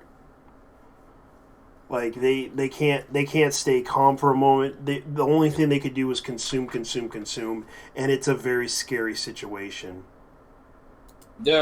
I'm reading something on Facebook right now. Donald J. Trump. The world is at war with a hidden. We will win. Yeah. I really hope so. I realize after working at a job that, you know, even though the pay isn't that big, but after watching, you know, working with the people that I work with, I'm kind of glad that they are around, and I'm kind of sad that this situation is definitely, you know, scary. To me, it's like I wish I could just, you know, tell people it's okay, but at times, you know, I have to keep moving forward, and right now Walmart's doing the same thing. They're trying their best to you know, keep people safe and tell them, look, we gotta wash our hands and hope everything will be fine, and also and wear gloves or something like that to protect ourselves. The only thing we can do is protect ourselves, or try to protect or try to stay quarantined from this virus. Because if you have the symptoms, please just stay calm and stay inside. If you have to go out to buy food, Taco Bell is also, you know, allows you to do drive-thrus. They actually have people with gloves that, you know, give you the food, and hopefully you can go. And the fact they're trying to keep things open, but they won't let you inside their restaurant. You'll have to go through the drive-thru and order it. If anything, I understand that people can't get food. Heck, the only thing I can get is like the little packs of like tuna. You know, the little tuna packs. They're like $1. If you can't get any food, get that. Get the chicken. Well, I actually had some of those little bags. Yeah, Those those not bad. Yeah, and it's like, you know, I actually bought like Doritos, Cheetos, potato chips. You know, if you can't get that, you might as well get that. Like, no one's buying that stuff for some weird reason. Like, we have like a lot. In my case, I went to the store yesterday, but all I bought was 2 tubs of ice cream. Yeah. And some pork rinds. My own style pork rinds. Oh, yeah. And I'm surprised no one buys them. Like, they're there. Man. Yeah, there's a lot of people buying. They haven't buying much, to be honest with you. Yeah, because they know that the people are probably going to consume a lot. Like they're trying to stock up so they can save. Like in the U.S., it's crazy. Like people are like emptying out shelves, and I can only honestly tell you, people up in Washington, it is scary. From looking at this from a distance, I can honestly tell you, especially right now, we are at Walmart. It is very scary, and I don't want to, you know, panic anybody. But please understand, we're only doing our jobs. We're just trying to do our best to, you know, help alleviate the situation by giving out what we can. And I understand that some people in Washington are asking for toilet paper. But I can only honestly tell you guys, the trucks come in at a certain time and at a certain time frame, and you probably will have to ask people what time they come in and wait for them, because we can only tell you when to get them, when not to get them. But please, we can only give you like 1 pack at a time, because a lot of people were fighting over them, and we don't want fights to happen. So please don't do anything rash or try to run in and try to get them. Just stay calm and try to shop normally. Yeah, and don't fucking overstock.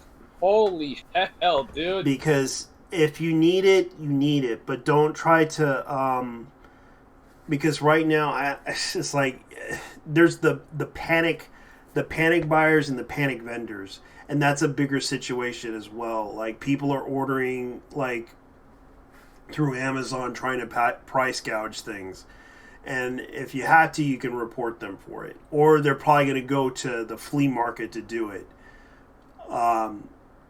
The thing is that this situation escalated pretty badly, and I know that some people are panicking, but it's not a big deal.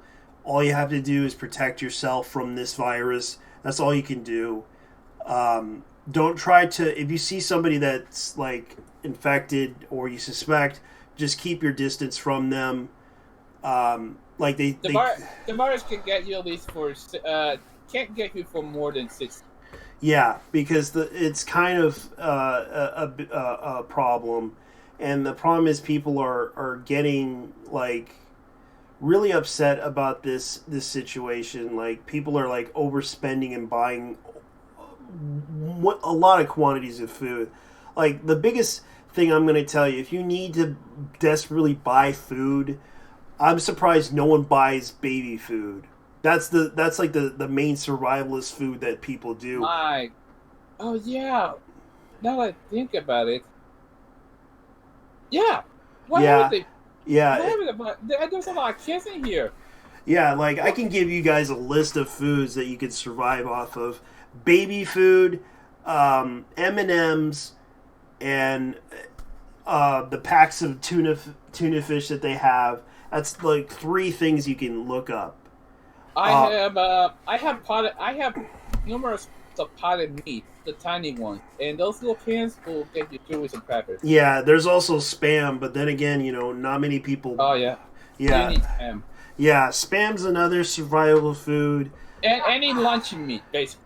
Any luncheon meat as long as it's quality. Yeah, it's like in a can. Like I'm surprised they don't buy a lot of that in quantities, but they do. Yeah, of all things, Yeah, if you don't have toilet paper, there's always the shower. And there's wipes. Oh, yeah, wait, what? Baby wipes. But well, yeah, there's also the wet wipes. The bidet. Bidet, yeah.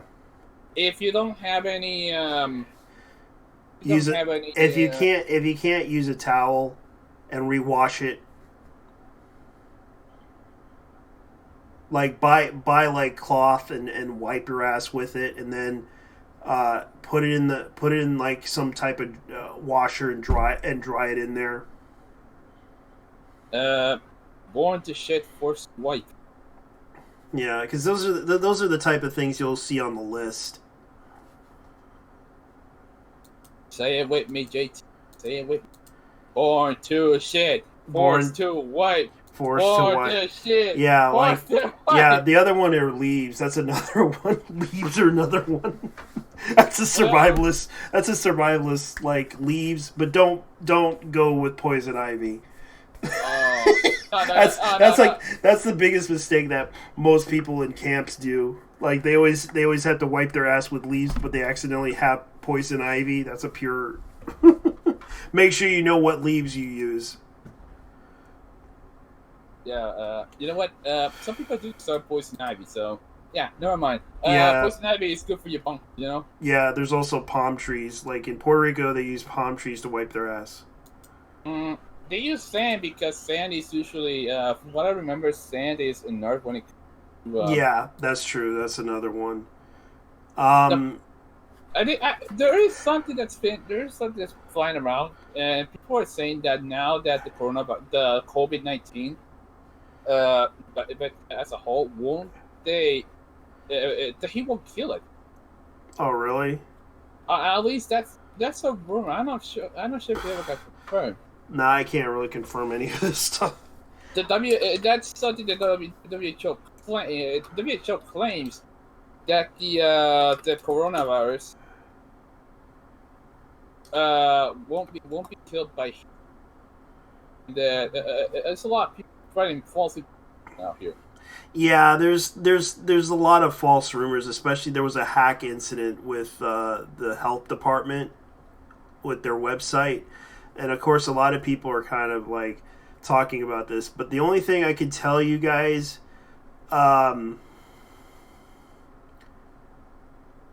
Nobody knows. Yeah, nobody knows what this virus is right now. The only people that are researching this is a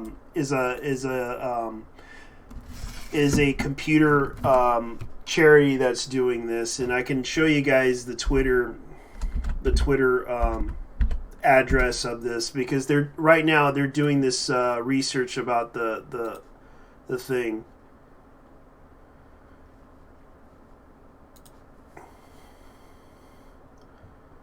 Like, let's see, Twitter, let's see, computer.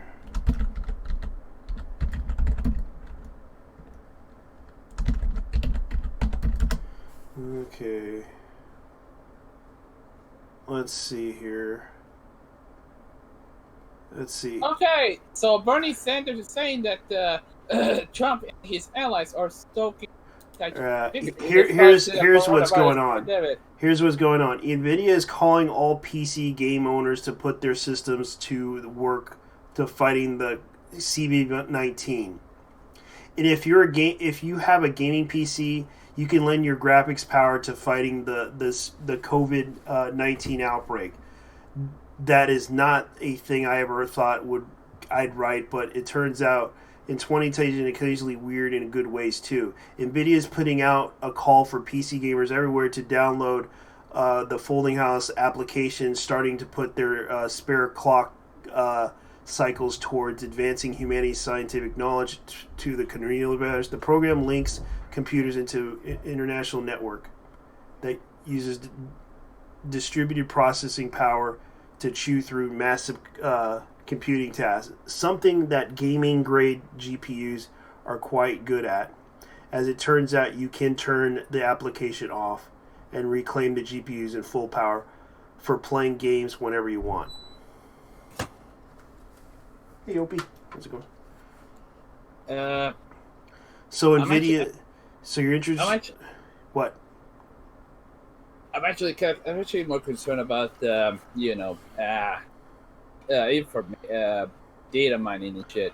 Yeah, I think this is kind of a data mining thing, but it is kind of a research task.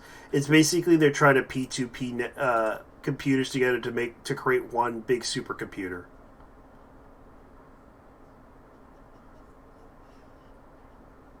And they even got it. They even have the website here. It's basically you can install it here. There's no guarantee I might install this, but I really hope this works. Yeah. Right now, I'm gonna probably use my old computer because it has NVIDIA on it. It's like, even though it's Go ahead. I have. I do have an NVIDIA, but it's a 970. Yeah.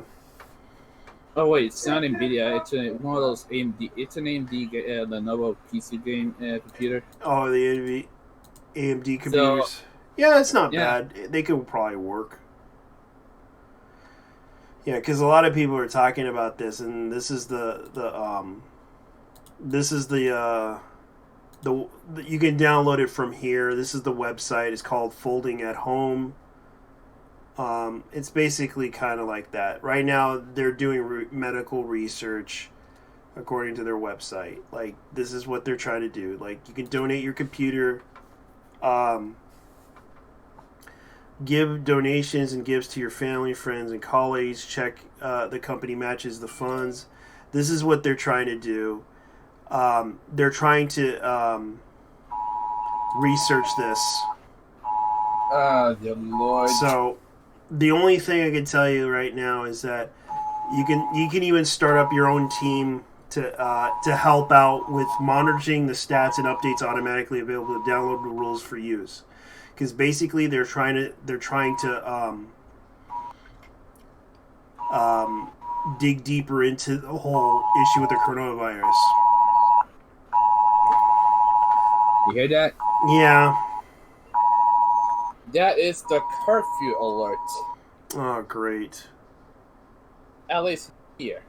It sounds pretty. Yeah. So they're pretty It's much a- trying to tell everyone to go inside or else. Yeah. Then I'm not even outside right now. I feel like shit. I still feel like shit regarding my. I've been taking a lot of Centrum recently. Yeah. Every morning I take 1 pill of Centrum after my antidepressant Yeah. to improve my immune system. Yeah.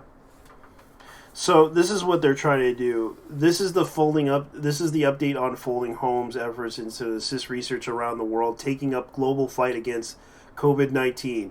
After initial quality control limited to testing phases, Folding Homes team has released an initial wave of projects simulating potential druggable protein targets of SARS-CoV-2, the virus that caused COVID-19, related to the COVID virus, which they're trying to basically, through biology, they're trying to research a drug to cure this thing, or someone make A vaccine. yeah.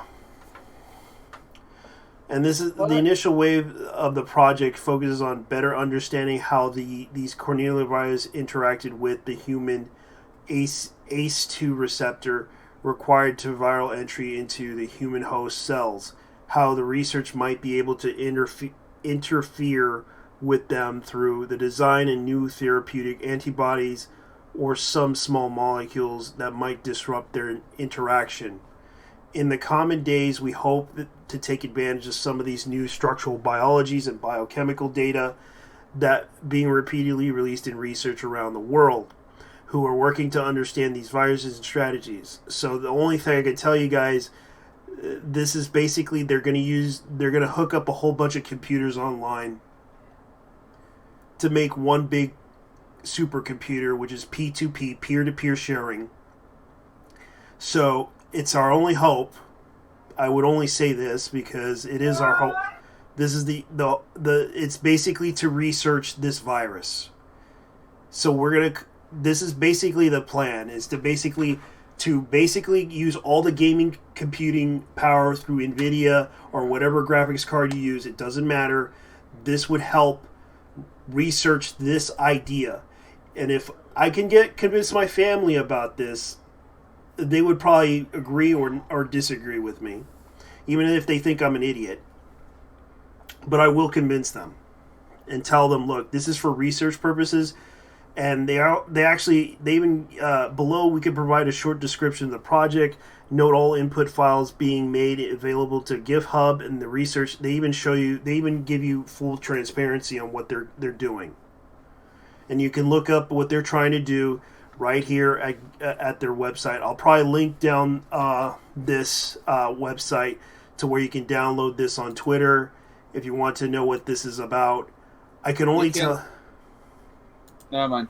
Yeah, go ahead. I was gonna say you could link it in the comments. After we finish wrapping it up. Yeah, because this is basically like another version of Bitcoin, but it's not. It's basically researching the virus or any other disease that they're trying to figure out. So hopefully if we can get more computers together and create a peer-to-peer sharing, we will create one ultimate supercomputer. I know this because I read this in science fiction before, in a manga, where a guy tried to investigate something. I forgot what this manga was called. It was a really good manga though, and he explained how the theory works. It's basically peer-to-peer sharing through computer, and they actually with one malware, even though it's considered he used malware to basically get all the computers through peer-to-peer sharing to research some of the stuff, and it basically gave him some answers on what was going on. So this is what they're trying to do. They're trying to get people with their permission to use their computers to basically become one big supercomputer. Do you get that? Mm-hmm. So with this application that they want to use, they're basically trying to research this. So hopefully we can fight the virus through simulating this whole thing and try to figure out a cure for this virus. That's basically what's going on, and that's what they're going to use to fight against this virus.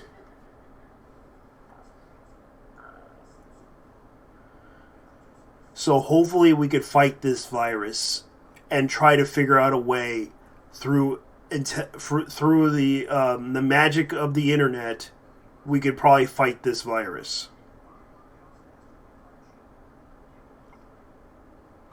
You know what? I think it's a good time to wrap it up, bro. I think we can wrap it up. Yeah. After this. Yeah, I'm going to wrap it up now. Anyways, guys, thank you for watching. I appreciate you guys. Please spread this around. Spread the awareness around on this. I have to go, so take care. See you guys later. Stay home. Let's see. Man, this is not going to be easy.